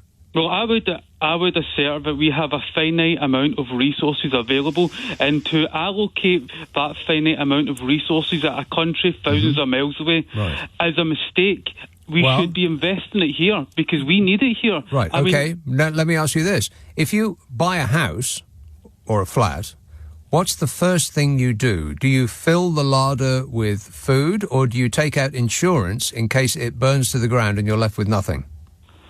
Well, the first thing I would do is make sure I was able to afford the flat, whether I was able to afford the mortgage or able to afford the rent. We can afford the flat. Now, which do you buy first? Do you buy a nice jumper for yourself, or do you buy insurance to make sure that you don't lose everything? Okay, I understand this metaphor, but we've never been invaded by Russia in our existence. But the 1,000 years of the existence of the United Kingdom, we have never been invaded. In the history of America, they've never sided with Russia over Europe. So. Wait a minute. In the First and Second World War, the United States and Russia were our allies over Ukraine. The Ukrainians fought against us in World War II. Did you forget that? No, you didn't know that part, did you? The Galician SS, Western Ukraine, fought against the British. I know that because my grandfather was involved in taking Ukrainian prisoners of war to Lockerbie in Scotland. Okay, that's great. But what has that got to do with us now? Because I think that it's a huge mistake when you have people waiting 20 to 30 hours in hospital corridors for a bed. Yes. But we are investing in that as opposed to trying to make peace. I think our politicians don't want peace. That's what I'm worried about. They don't seem to want a peace deal in Europe. They don't want a peace deal, which is for Ukraine giving in to a country that has invaded it. Well, what do you mean Ukraine giving in? What does that mean to you? Explain that to me. Well, that would be accepting Donald Trump's so-called deal. No, forget about Donald Trump. Put Donald Trump aside, because you just said Donald Trump doesn't have a deal before you answered the phone to me. What does giving in to you mean? No, I think Donald Trump does have a deal. No, you just said Donald Trump, he doesn't have a deal. No, you said that 10 months ago. He doesn't have a deal in mind other than availing himself of all of the riches that he can with the rare minerals and everything else that Ukraine has that he has his eye on. The rare earth mineral deal isn't... That's the deal that he wants, just money. But the rare earth mineral deal isn't the same thing as a negotiated peace deal that he's trying to achieve with Russia and Ukraine separately, because Zelensky can't sit down and negotiate with Putin because Zelensky passed a decree that made it illegal for Ukrainians to negotiate directly with Russia. So Zelensky shot himself in the foot by doing that last year. So someone must act as an intermediary. But Zelensky has already said that he will give up power if it meant peace. No, he said he would give up power for NATO membership. No, he didn't. He said he would stand down if it meant if it meant peace. He said NATO membership. Watch a full clip. And Ukraine cannot get NATO membership. Why not? Well, that's the reason the war started, man. No, that's not the reason the war started. Are you really a Putin apologist? Is this what it's come all the way around to? I'm a guy in Scotland that follows this. Well, everything that you're saying sounds like you're a Putin apologist. Like, so now we're just seconds away from you saying that Ukraine invaded Russia. My point is that we can do both. Now, what the government has done thus far, and some of it I don't agree with and some of it I do. I mean, giving winter fuel allowance to millionaire pensioners, what sense does that make? So they made a sort of a blunt decision, or they used a blunt instrument to decide who is deserving or who needs the winter fuel allowance and who doesn't. And for those that don't, there is, there's help from the local councils, and there's presumably the winter fuel allowance would be available to them if they really needed it. And I think that people who have an animus towards the Labour Party have just been using that way too much. If you really want to complain about the state of pensioners in this country, then you'd probably be more profitably engaged in complaining about the level of the state pension. That's the reason that many people need this winter fuel allowance, which I'll remind you is only a couple of £100, and isn't that much to most people. But people have been going on and on and on about it in the same way that they've been going on and on about the farmers. Please, talking about millionaire landowners who refuse to pay half the amount of tax as the rest of us. But, you know, it's been used as a stick to beat the Labour Party because the right-wing press have been levelling their guns at them ever since their side lost. It's painful. But I think we can do both. Of course we can. And securing a country in the continent that we live in is not throwing money away. And only a Putin apologist would say otherwise, I'd suggest. Anyway, it was excruciating talking to you, mate. But thanks. This is LBC with Nick Abbott. Nobody knows who the hell he is. Claire in Northern Ireland says, "Hi, Nick. It's too cloudy here in Northern Ireland to see either the planets or the aurora borealis. So disappointing," says Claire. Hey, Claire, you're a roaring borealis. My favourite line on Cheers. Apart from, "Norm, what's up? My nipples, it's freezing outside." Darius texts, "Did you hear about the time when Don Trump spoke about some idiot signing a bad deal with the US and Canada in 2019, forgetting the fact that the idiot was actually himself?" Yeah, that's right. But his fans won't check that. They'll just think, oh, thank God that, literally, thank God for Donald Trump. He's come in and he's going to axe that stupid deal. It was probably Joe Biden that signed it. But no, it was actually Donald Trump last time he was in. Merthyr Tydfil. Hello, Jeff. Well, how you doing, Nick? Good, thanks. Coin a phrase, let's get to it. 2 points. You're right. I agree entirely with you when you say that within I think the quote was, before the end of the year, Donald Trump will be authorizing the militia to shoot on demonstrations. Yes. It's either the police or the army. Donald Trump will be telling his people to shoot into crowds. Yep. Yeah. And I'll bet you something else. By the end of the year, maybe by the end of next year, they'll have televised executions on American TV. I'm telling you. Could well be. I would. Anything's possible in this job. You've also pointed out that he's a cult. An absolute. Well, he's the head of a cult. Yes, which I entirely agree. Well, so let's cut to the chase. What can the UK now do about this? Okay, people are saying, stop the state visit and stuff like that. That's just messing about. What's perfectly apparent to me, I don't know whether you agree or not, but UK now has to make a huge choice.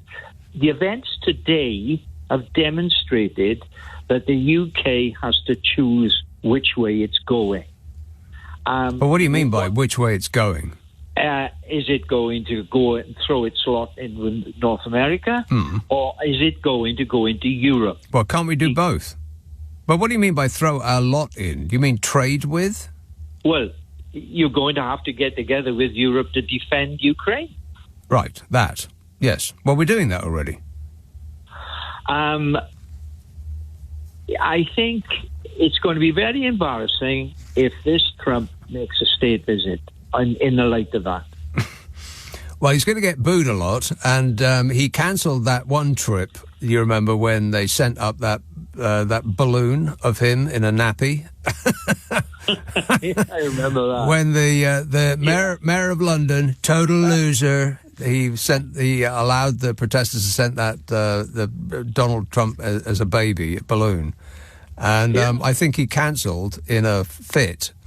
But I think the excuse he made was that the American embassy is in a very bad neighbourhood, and he didn't want to go there, south of the river. Awful.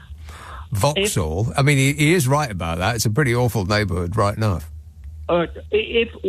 Yes, but if you try to project a little bit on here, America will probably enter into some sort of Vietnam War situation where the whole conflict broke out in America, and in Europe is going to, well, I don't know. When I say unite, what does that mean? I mean, they're united already.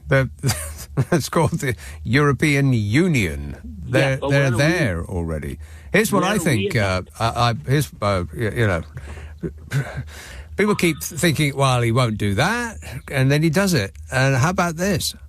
He comes out firmly on the side of Russia and actually helps them in the war effort. Well, it looks very much as we used to joke about it, but he looks very much like a Russian asset, doesn't he? Well, he seems to be owned. Yes, and what possibly could own him? We'll never know, will we? But maybe. We just don't know. But it must be absolutely appalling, as I've said before, because Donald Trump admits all of the bad stuff out loud. He just tells you what he's done and what he's thinking of doing and what he might do in the future. He says it out loud. And it's all appalling. So the thing that he's trying to keep secret must be off the scale. Exactly. So we have to make it.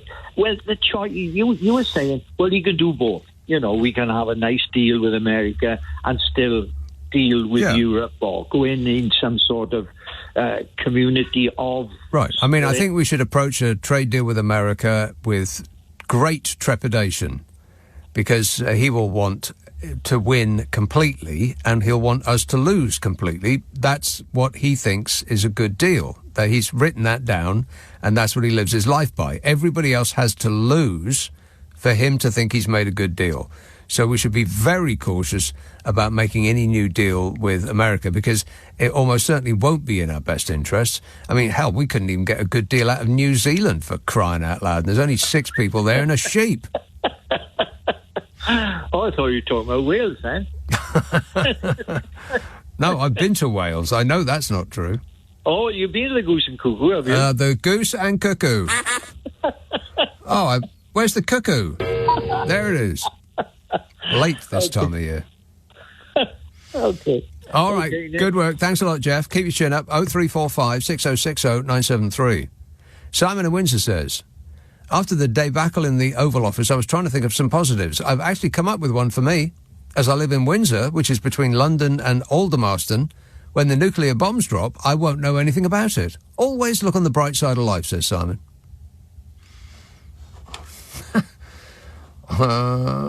Oldbury, Ranjit. You're right, mate. Yes, good, thanks. What's frying tonight? I think Trump's frying tonight, isn't he? No, because he's gone all red and orange and all different colours. He's always that colour. I think Vladimir Zelensky is not frying. He might be steaming.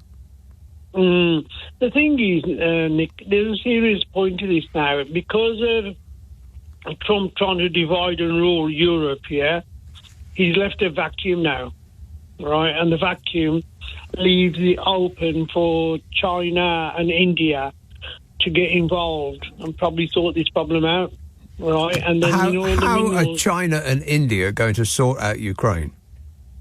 Well, the thing is, they're both friends with Russia, aren't they? Yeah. Okay. There's no one else who's going to be out. Europe. Europe are too divided to sort it out, right? And the main thing there is the minerals that everybody wants. China wants them, India wants them, and the Americans want them. It's just like the old black oil, black gold in the Middle East back in the 80s and the 90s and that, right? I think Trump has blown it totally now, right?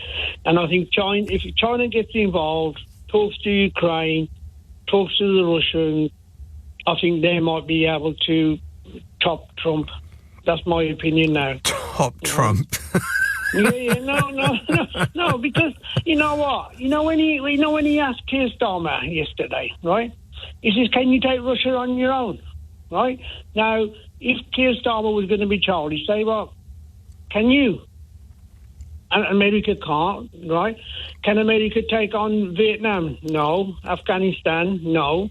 What have you actually taken on yourself, America? That was the kind of questions that Starmer was too much of a gentleman to ask. Yeah, they took on themselves. America won the Civil War, but they were fighting with America. So I don't know if that counts. They were, right? Now, I've been looking for what the biggest exports that we do to America.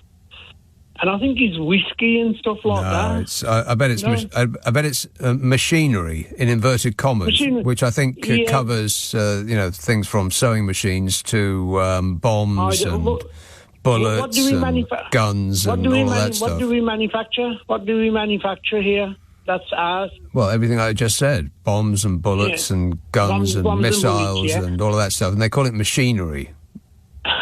You know what? I'll tell you something, right? You know,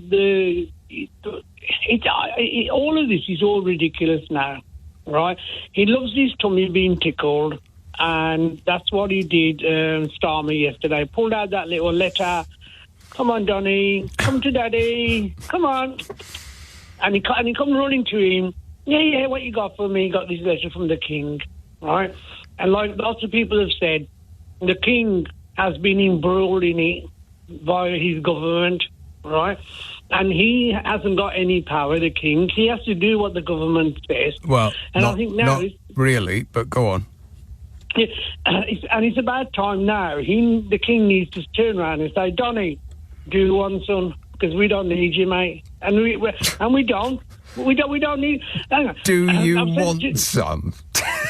Do one. What, he's going to offer him out to the car park? No, don't do it, Your Majesty. It ain't worth it.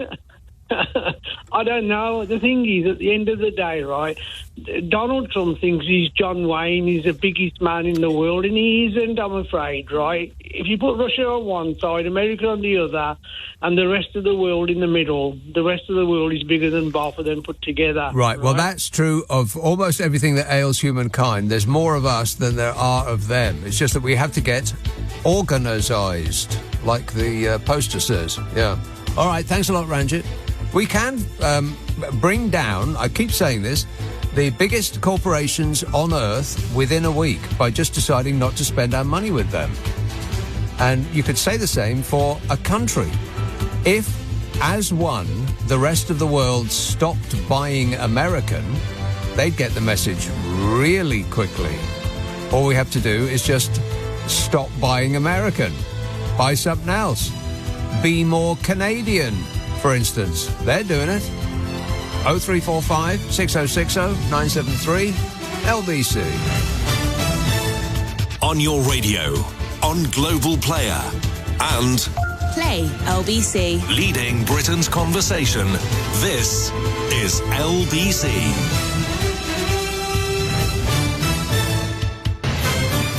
This is LBC from Global, leading Britain's conversation with Nick Abbot. My dog's been taken.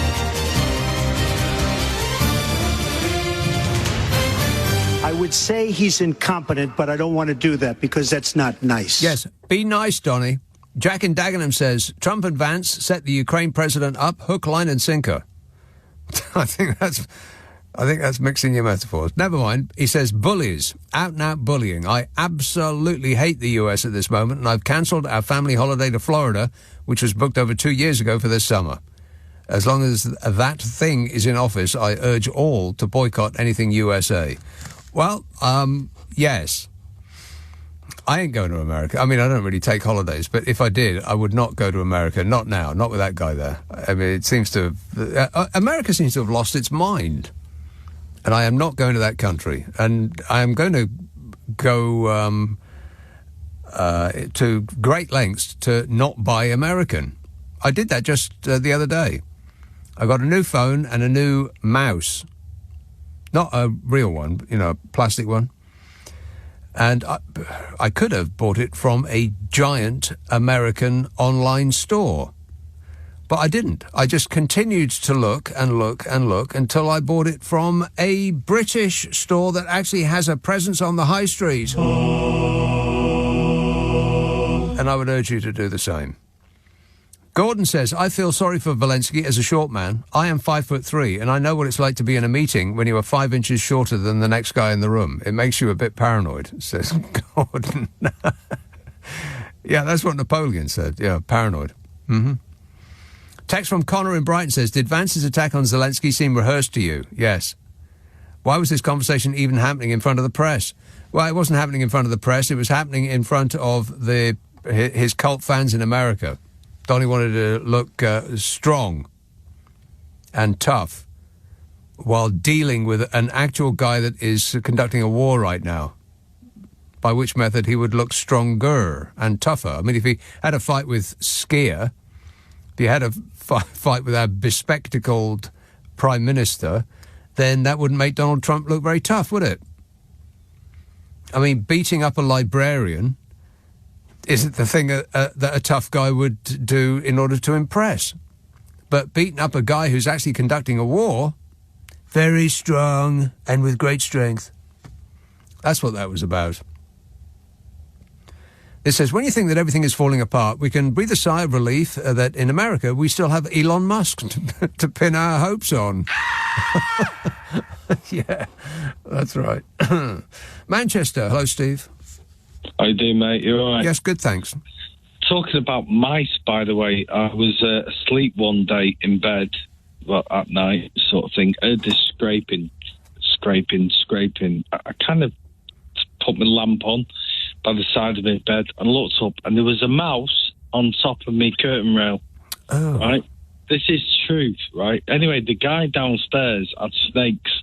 What? So, well, he had snakes, this guy downstairs. So anyway, one of these mice had escaped. And I was like, hello, like, to this mouse. And he was just looking off. He was on top of my curtain rail. Do you know where your curtains are and you got the rail and stuff like that? And he was just looking at me and I went, hello. Please don't send me downstairs. Yeah, basically, yeah, because he escaped. I was like... right, what do we do here? Excuse me, what? I was like that. Right, I've got to capture him. Anyway, I had a goldfish bowl. Don't ask any questions, right? But you caught a mouse with a goldfish bowl. Yeah, wow. He just kind of jumped into it.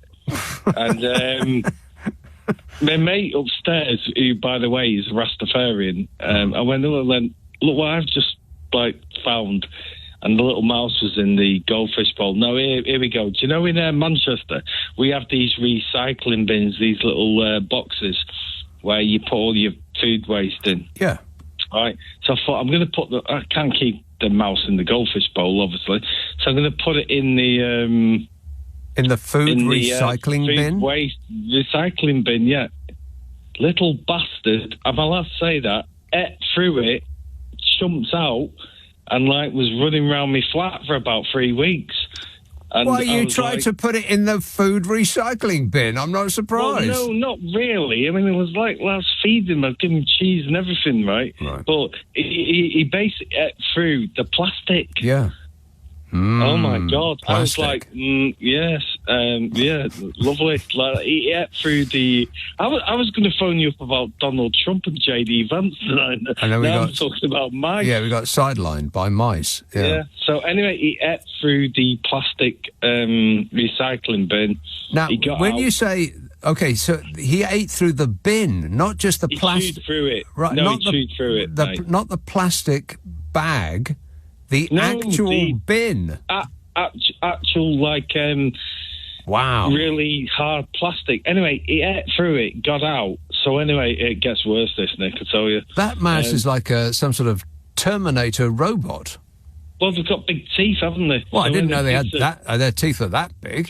They're huge. Are you sure it was a mouse and it wasn't a rat? It was a mouse, mate. Honestly, it wasn't a rat. Anyway, it gets worse. This. So I'm like asleep one day, and I've got like this cupboard sort of thing, you know, with my underpants in next to my bed, and I kind of turn over because I've been working nights at the time. I kind of turned over, and the mouse is staring at me. It's like literally in front of my head, and I'm going, "Excuse me, what?" Well, I mean, good manners don't cost nothing, do they? Excuse me. As soon as I blinked, Nick, he was gone. Right.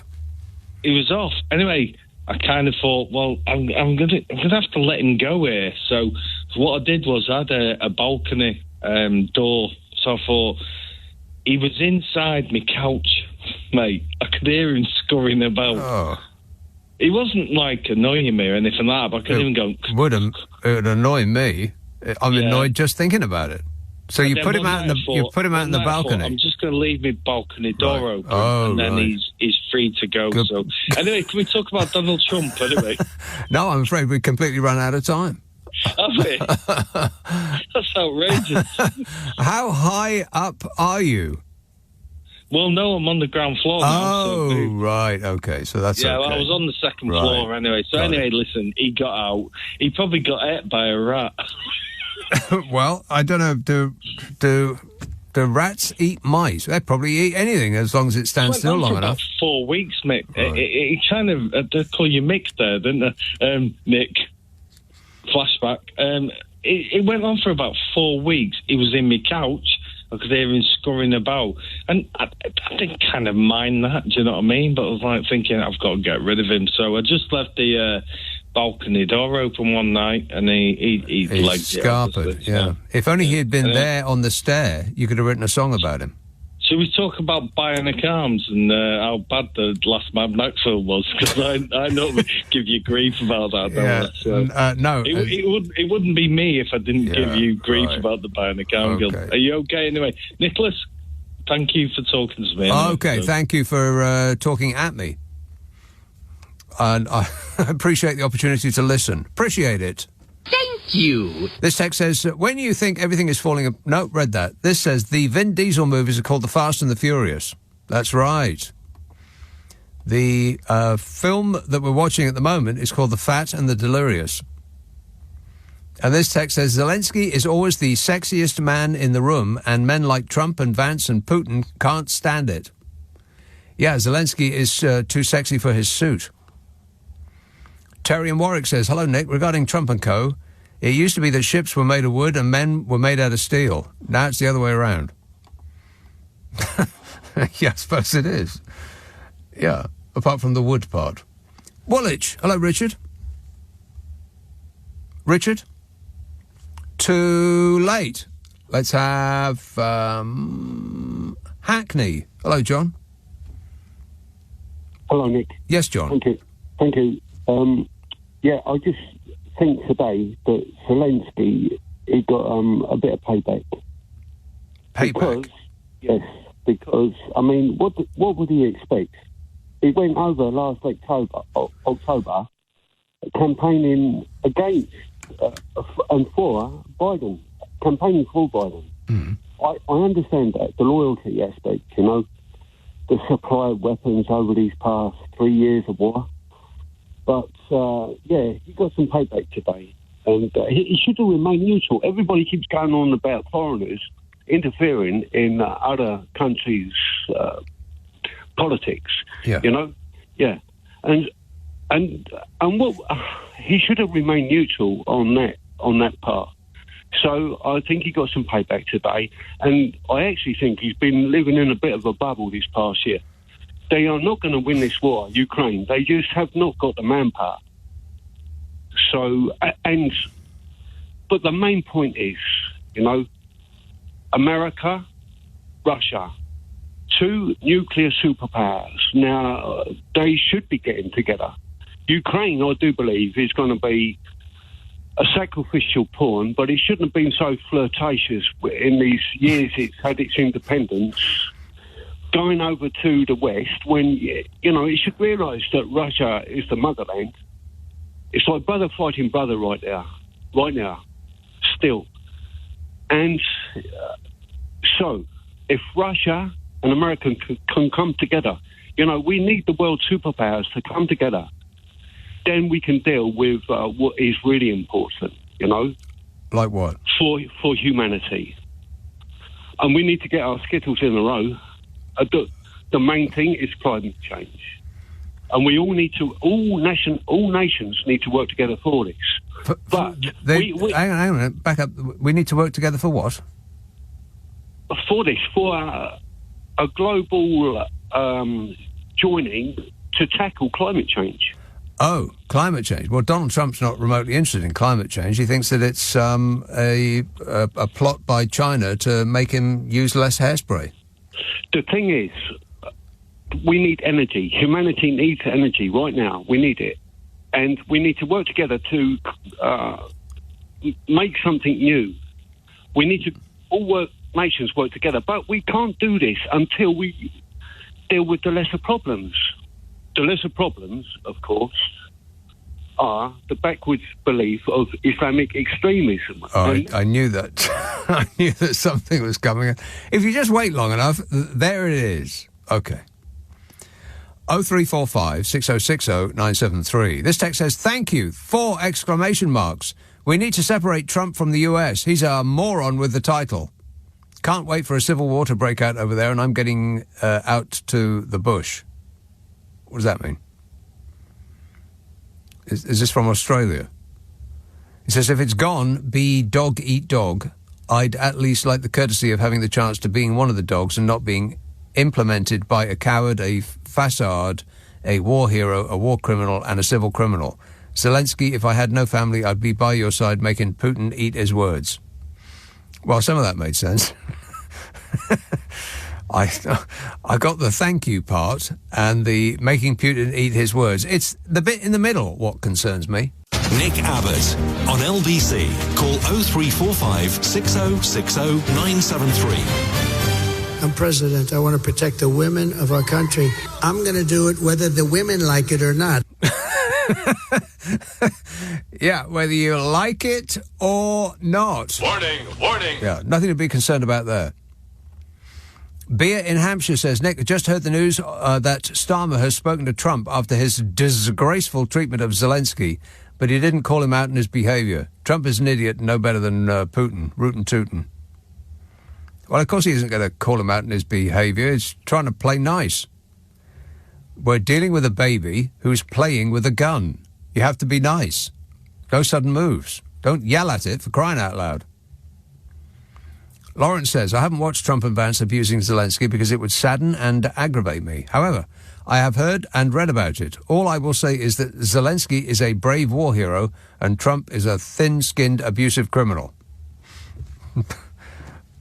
But apart from that, Lawrence. Beverly, Mike. Hi, Nick. Yeah. Glad you played that little clip about Trump and the women, because one of Trump's big hits this week that no one's mentioned is he lent on the Romanian government to free Andrew Tate and his brother and repatriate them to Florida. Yep.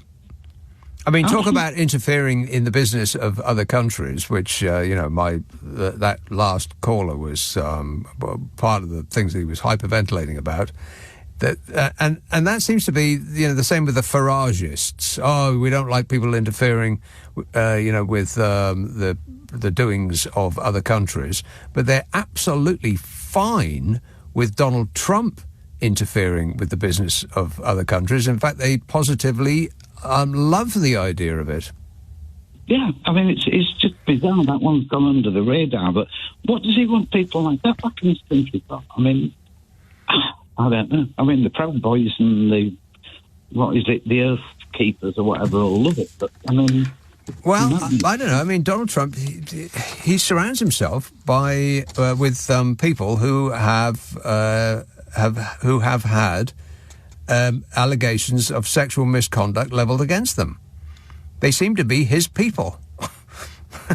I mean, it's practically all of them. Everybody around Donald Trump has got a certain history of having had allegations of sexual misconduct levelled against them, including Donald Trump himself, of course. Yeah, of course. But what I really rang up about, Nick, though, was the AI Trump Garda thing. 35 Oh, yeah. Now, it's actually a work of art, this thing. When you take it apart into its constituent little bits, right, there's about 5 seconds of Musk on it, which is quite complimentary, or at least not critical of Musk. It shows him in quite a good light. If you chop the other bit up into its little sequences, every single one mocks Donald Trump. I guess it does, yeah. But there's the bit with the bearded men with large breasts dancing. Yeah. What was that about? That was to do with the fact that Donald Trump signed an executive order saying that there were only 2 genders. Yes, I know that. But you would think that anything that Donald Trump would repost or send out on his own account would not feature bearded men with large breasts wearing women's clothing, dancing. You'd think that would be right out. Well, it would, but when you look at the whole thing, watch the 35 seconds through, it looks like a bit of a spoof on actual resort videos that are all over the internet advertising resorts. So whoever put this together slipped that bearded thing in to take the mick out of Trump, because it's Trump resort. Well, it's more than that, because one of the shots is of Donald Trump and Netanyahu on lounges on the beach, and Donald Trump's body is not as he would like it portrayed. And I did think, blimey, he approves of that image of himself, some bloated old white guy, prone on a lounger with his gut hanging out. That looked terrible. Yeah, but he'll only have gone as far as the gold statue, and he'll have gone, yeah, that's great. You clicked on it. Yeah. Another clip on it shows a super yacht moored on the beach. That super yacht has been pulled from an image, which was that super yacht was owned by Jolo, the greatest fraudster on the planet until he got caught. Huh. That is his super yacht. The biggest fraudster in the world, super yacht, moored off Gaza. And there's an image, another of the images is of a building. That building is a complete copy of a building that one of Trump's companies owned, which went bankrupt. Right. Was that the casino? No, it was Trump's Taj Mahal. Right, yes. Well, that's very interesting, because I watched it initially and I thought, blimey, it was a bit overwhelming first time. And I watched it again and I thought, why are there bearded men with large breasts wearing women's clothing dancing in a thing that Donald Trump would send out? And why has he approved of an image that makes him look like a gigantic bloater? But I think you may be right. Whoever put that together was not doing it in order to praise Donald Trump. They came there to tear him down, and he bought it. They did, and there's another one. There's loads of little gold statuettes, which is a precise take of little statuettes that were handed out of Mao Zedong. But they're gold, because it's Donald Trump. The whole thing is brilliantly put together, Nick. It's a work of art and condiment to putting it onto a social. So when he finds out that he's been had and ridiculed by his own hand, essentially, then he's going to blow his top. I mean, what happened yesterday is going to seem small by comparison. He's going to launch a war against an individual. Well, I think somebody must have picked up on it, because it only lasted for a few hours, and then it was dropped completely. Nobody mentioned it again. If he thought it was that good, like his gold guitars or his gold Bibles or whatever, it would have gone on and on and on. But I think somebody has actually picked up on it, and that's why it disappeared. Not to push it any further. Yeah. And the reason that they posted it, of course, was because the Congress just passed that law in increasing the period of tax cuts for billionaires, costing $2 trillion, while at the same time taking healthcare away from poor old people. Distraction. That's what it was all about. I mean, what I've said this before, Nick, but we've got a situation now where we're entering the period of the descent of man, with civilization disappearing in the rearview mirror. And unless people vote consider that and vote appropriately. But we are heading into that period of dog eat dog and survival of the fittest. And Mike is right. The human species has peaked. It's all downhill from here. All right, thanks a lot, Mike. 0345 6060 973. If you haven't seen that video yet, it's it must be somewhere on the internet. They can't have removed it entirely, but it is quite extraordinary. And it did strike me as being weird, but then I thought, well, he just really wants to distract people from essentially picking the pockets of old people in order to give what he could find to his rich mates. He wanted to distract the nation from what he was doing. And so was perhaps just a little too eager when he found something that was really going to upset the Liberals. This idea of taking over Gaza. So he probably didn't look too carefully at it. He should have looked at it with great strength. Let's see. Tottenham. Ifs Devon. You say it. An ecstasy of fumbling. Yes. Isfan. Right. Go ahead. Sorry, I was waiting so long. I just put the phone. Yeah. Yeah. Can you hear me better? Nah. Go ahead. Sorry. Sorry for my English. My English is not my mother language. It's a second language. Okay, go ahead. No, it's so stupid. But yeah, what I told your colleague that I am Hungarian, so I don't really like Ukrainian people. You don't like Ukrainian people because you're Hungarian? Yes, because they are a neighboring country. And neighbouring countries don't like each other. Not this is the reason, because there was a First World War. Oh, blimey, ancient history. First World War, yeah. And Trianon, and they take 2/3 of Hungary. In the First World War? Oh, yeah, after the First World War, 2/3 of Hungary was taken. Okay, so you're still upset about the First World War? No, I'm not. But that's what I'm told in the school. Okay, you know. So I'm not supposed to love the Ukrainian people, right? And Slovenian and all around. But I'm not so stupid. My English is so stupid, but I'm not so stupid. What I see right now, a sovereign country was attacked by a much bigger country, like Soviet Union or Russian, how do you call them, big country, attacked Ukraine. Yes. Yeah? Yes. What happened? And I cannot see how we couldn't. Sorry, my English is not good. How we cannot accept myself or ourselves to defend this country, because they are defenseless without our support.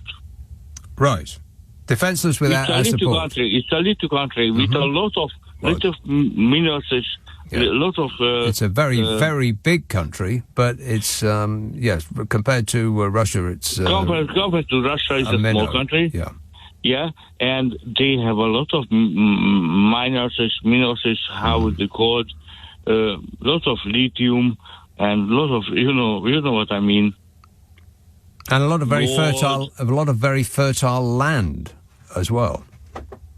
And a lot of what the Western countries. Yeah, they've got a lot of stuff that other people want. Yeah, lithium. All that the stuff. minerals. Yeah, and the whole thing right now about these big countries, Russia, United States, get the hand of the minerals minerals. This Earth lithium. Oh, okay. You don't have to list them for us. Minerals, I get it. Yes, they just want the minerals, and they want the land, and they want the wealth, and they want the power, and all of that stuff. And what Donald Trump wants is just the money. Never mind about all the rest of it. He just wants the money. And he wants to appease Vladimir Putin for whatever reason. I mean, the mind fairly boggles. What can it possibly be? Well, we don't know. Maybe we'll never find out. But I got to go. Thanks for that. This is LBC with Nick Abbott. I don't believe I've ever met him. I'm pretty sure I didn't meet him, and I just don't know anything about him. Rhonda in Purton says, "Evening, Nick. Ancient Orange is apparently going to sign an order to make English the official language of the US to, quotes, unify the nation. I don't know whether to laugh, cry, or scream. I think I might do all three," says Rhonda. Huh. Is that true? He's going to make... by official decree, he's going to make English the language of the US to unify the nation. Also, I'm going to make the sky blue. I'm going to be signing an executive order. Let's have Archway. Andrew. Hi, Nick. How are you? Good, thanks. I was just wondering, what do you make of this state visit invitation, and is that what the UK needs to do? Well, yeah, apparently. I mean, when you're dealing with a thin-skinned, whining baby, you just give them a lollipop and don't make any sudden moves. Do you not think that's a slap in the face to Ukraine welcoming in a man like that? Well, you got to look out for yourself while trying your best to look out for others as well. I mean, it's not really Ukraine's business as to who we cozy up to. I mean, we make nice with people from Saudi Arabia. Look at what they do to their citizens. Well, maybe they could have waited till after today to possibly invite.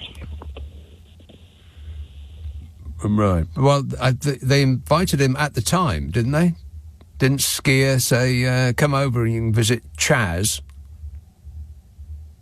Yeah, but I'm saying they could have waited till after today to see how it played out. Well, yeah, I mean, if it didn't happen today, then it might have happened next week, and then, things have to be prepared. They've got to hoover the carpet and, all sorts of things. Things have got to get done. What a mess, anyway. Yeah, I know. All right. Okay, thanks a lot, Andrew. Andrew lives in Archway, and he thinks this is a mess. Ed in Los Angeles says, I know it's Friday and we usually keep it light, but I was shaking while watching the meeting today. It felt very dark. Trump let the mask slip and showed what a bully he is, backed up by his scary vice president. How awful for those people in Ukraine tonight. Just utterly appalled. And please, Lord, let the government see sense and cancel the ridiculous historic state visit. Well, I don't believe that he's going to come because people will start protesting in the streets at the very idea that Donald Trump's going to come here, and he'll see the protests and he'll call it all off. Very unfair. Because he's got form. He's done it already. So, he ain't coming. Plus, Charles, he ain't the Queen, is he? Where's the glamour? Where's the glitz? Where's the pastel loveliness? Donald Trump don't care about Prince Charles, King Charles. He wanted to meet the Queen. He wanted the Queen's approval. And then, when he didn't get it, told everybody that she loved him more than any other foreign dignitary who had ever visited, or words to that effect. Speaking of which, Brenda, not that one, Brenda texts, Hi Nick, had a lovely day out in sunny Glasgow on Tuesday. Sadly, it rained all day Wednesday. P.S. Trump is a madman and we're all doomed. Just a P.S. at the end. Oh, by the way, 0345 6060 973, Strathclyde. Hello, Claire. Oh, hello. Claire. Hello. I had a wee question, suggestion, I suppose. It's not been great tonight, let's face it. And following on from your current thread, rather than relinquish the invite to Trump by the King, how about if we asked Zelensky to join them? Ooh. Awkward. Well, it puts him on neutral ground. Who would sit at the head of the table? They'd have to fashion a round table just so nobody gets overly upset. Yeah, exactly. So Trump is on slightly more neutral ground, maybe better behaviour than tonight. Yeah. Zelensky has perhaps a less interrupted place to view, to put forward his own opinions. Yeah. It just feels like there's a bit of a negotiator that Trump actually respects in the ground that might help diplomacy. Yeah, I think maybe if we go with the round table, we could put one of them lazy Susans in the middle of it, and Donald Trump could sit on the lazy Susan, and people could spin him around and flatter him at each turn of the of the dial. Exactly, and just make sure there's plenty of fries and ketchup on it as well. Fries and ketchup, correctamundo. That's right. Give him a bucket of food, and he'll be quiet for at least an hour. Yeah. All right. Thanks a lot, Claire. Good idea. Nick says, the Europeans have mainly not paid in enough for defence. They relied on continued propping up by the USA. That has now ended when Trump was elected. They now have to step up to the plate and join together, up their defence spending and continue to resist Putin. And Simon in Ashby says, does anybody know how long to World War III? I've got to know. I want to book me holiday. I'll get straight on it for you, Simon. There's no time to lose. Carmarthenshire. Hello, Dave. Hello there. Hello there. My television had a hell of a verbal lashing, and I was shaking. If I'd had Trump in the same room, I think I would have hit him. Well, I think the Secret Service would have intervened at some point, and you would have rued that decision. Well, I would have sneaked under the legs, and I would have had him. Right. Anyway, the last time he was in power, Canada woke up and found the US Army along the border. And he said, I was just testing in case the Russians came from the north. Yeah, he did that. Now, I have a theory, right? 1984, you've read the book by George Orwell, where the three factions, Oceania and those meet up. Yeah. Well, I wonder if a man is intelligent enough, which I doubt, but Putin probably is. China gets Asia, Putin gets Europe, and Trump gets Canada, Mexico, and Greenland. Yeah, I would imagine that thought has crossed his mind frequently. Yeah. I mean, they do. It does appear as though he wants to rule the world with his two best mates in the whole wide world, Yes. Putin and Xi Jinping, the only other strong men dictators who have, the same kind of heft that America has at the moment. Anyway, Yeah. And I'm But, sure that he really loves the idea of being a Yeah. tough guy, strong man dictator like they are. But we all know what happens with a threesome. Eventually, one of them turns against the others. Yeah, one gets bored and leaves. Yeah. What nobody is also thinking of, right? When his 4 years are up, is he going to give it up? No. Or is he going to be the dictator? Yes. I think I'll he say will. it again for about the 100th time on this show. He isn't going anywhere. At the end of his 4-year term, it will not be the end of his term. He will continue ad infinitum because he sees himself as one of those people, a Putin or a President Xi, a Kim Jong-un, one of those people can just use the country as their personal private plaything and stay for as long as they like. And they're both criminals. They've both been charged, Vance and Trump. They've been in front of the courts. They've been found guilty, and they're criminals. Now, when he was after the what did Vance get convicted of doing? Well, I think, if I remember rightly, because I follow a lot of it on the CNN news, I think he was accused of rape or whatever. No. J.D. Vance? No. Yeah. No. Well, I definitely didn't say that on CNN. No. But thanks for that, Dave. Abby texts, Nick, Trump quoted that the price of eggs were too high during his campaign. Guess what? The price of eggs has risen by 9 to 10 times, according to my aunt in South Carolina. I really felt for Zelensky today listening to that exchange. Yeah, he said he was going to bring down the price of food on day one. How's that working out? Oh, fabulous. Yeah, a lot of things he was going to do on day one, and, day one's come and gone, and none of those things have got done yet. Who could have predicted that he wouldn't be telling the truth? Slough. Hello, Sarah. Oh, right. Oh, hi. Oh.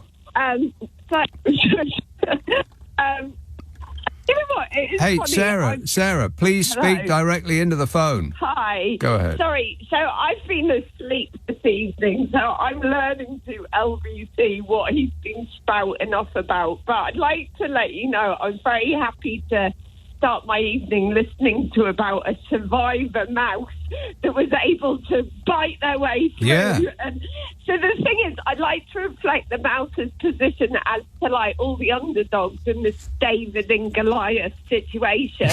So you have to love the factor, okay? So like I just bought a month's subscription on ChatGPT, so I've been putting a lot of images to comments. I put your comment into it earlier about giving a gun to a baby, and it created that image. Whereas last night, I put that false Trump front cover of him as a king on Time magazine, and I said, can you convert that image? And Chat was like, no, we cannot touch an image of a leader. And it was really interesting just to get that response, because I actually used to live in Los Angeles, and I once bought my cousin's dog in time for the elections, both a Hillary and Trump dog, doll, to see which one it wanted to maul to be able to pick the election. And I actually did maul Trump, but I suppose now he would have taken those doll makers. He'd have put them in prison. In prison, okay, yeah. First thing. But I was calling in because no one's talking about this so much, right?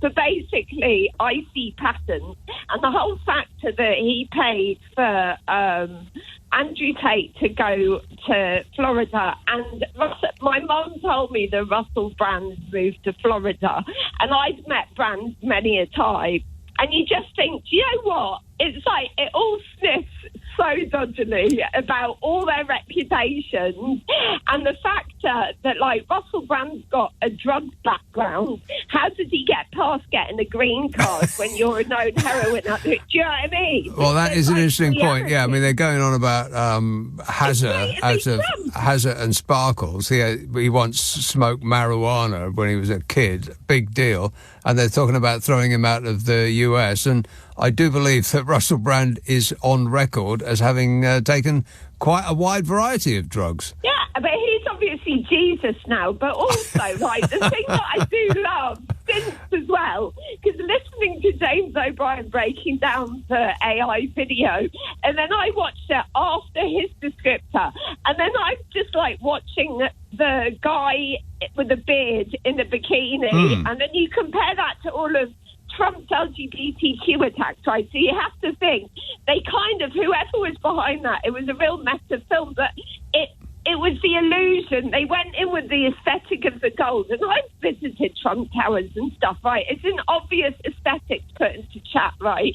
To go, right, I want this image that will give basic appeal to his ego, right, to cover it in gold, but then throw in a bearded man, right, that he's being entertained by. Yes. But then also, you're just like, you watch it and you go, if that person did do it as a protest to Trump, but he appealed to Trump, that is a kind of David and Goliath way that you appeal to the bully, right, but then you can take shots in really easy ways. Well, it's distracted. covering it in gold and making a statue of Donald Trump was the Trojan horse that allowed in the large-breasted men with beards dancing in women's clothing. Yeah. Yeah, it's a red regrettable, but it also does show a danger if he was allowed to tweet that and he is president and that he does have the nuclear button at him. You know what I mean? Because the amount of layers when it comes to social media guardianship, right? You'd kind of think there's a couple of people allowed to look at whatever he's about to You'd think. And his best friend is Elon Musk, who should be able to put that video through a filter saying, is this anti-American? Yes. It's interesting. Yeah. And it's ridiculous at the same time. It is, So yeah. vive la mouse is all I wanted to say. Vive la mouse. Viva la mouse. Yeah, maybe we should give the mouse the opportunity to run America. I mean, it couldn't be any worse. T-shirts now. Exactly right. Yeah, well, put my order in. Extra large. All right. Thanks a lot, Sarah. Cheers for this. This is LBC with Nick Abbott. Call 0345 6060 973. Text 84850. Alexa, send a comment to LBC. Come on, we're running late. We are running late.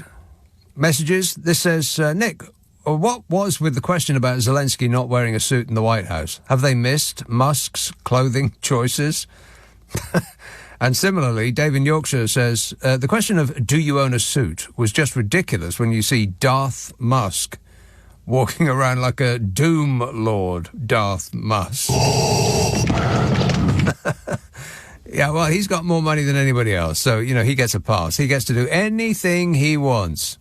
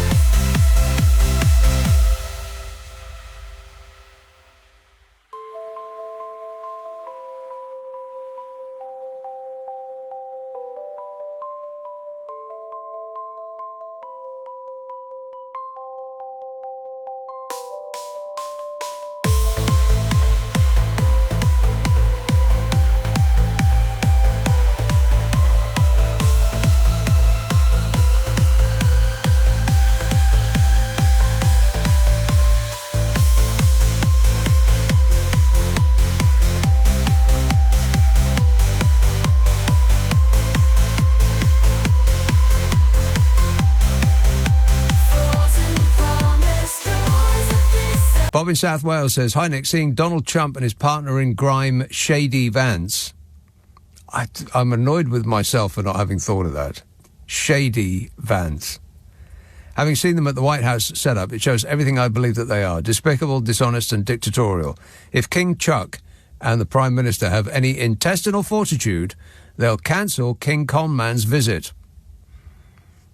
Yeah, well... It doesn't matter how appalling he is, or really how appalling the leaders of other countries are. It's all about the money, honey, and America's got a lot of it. So we're just going to have to ingratiate ourselves with him while he's still there. I mean, he can't last forever.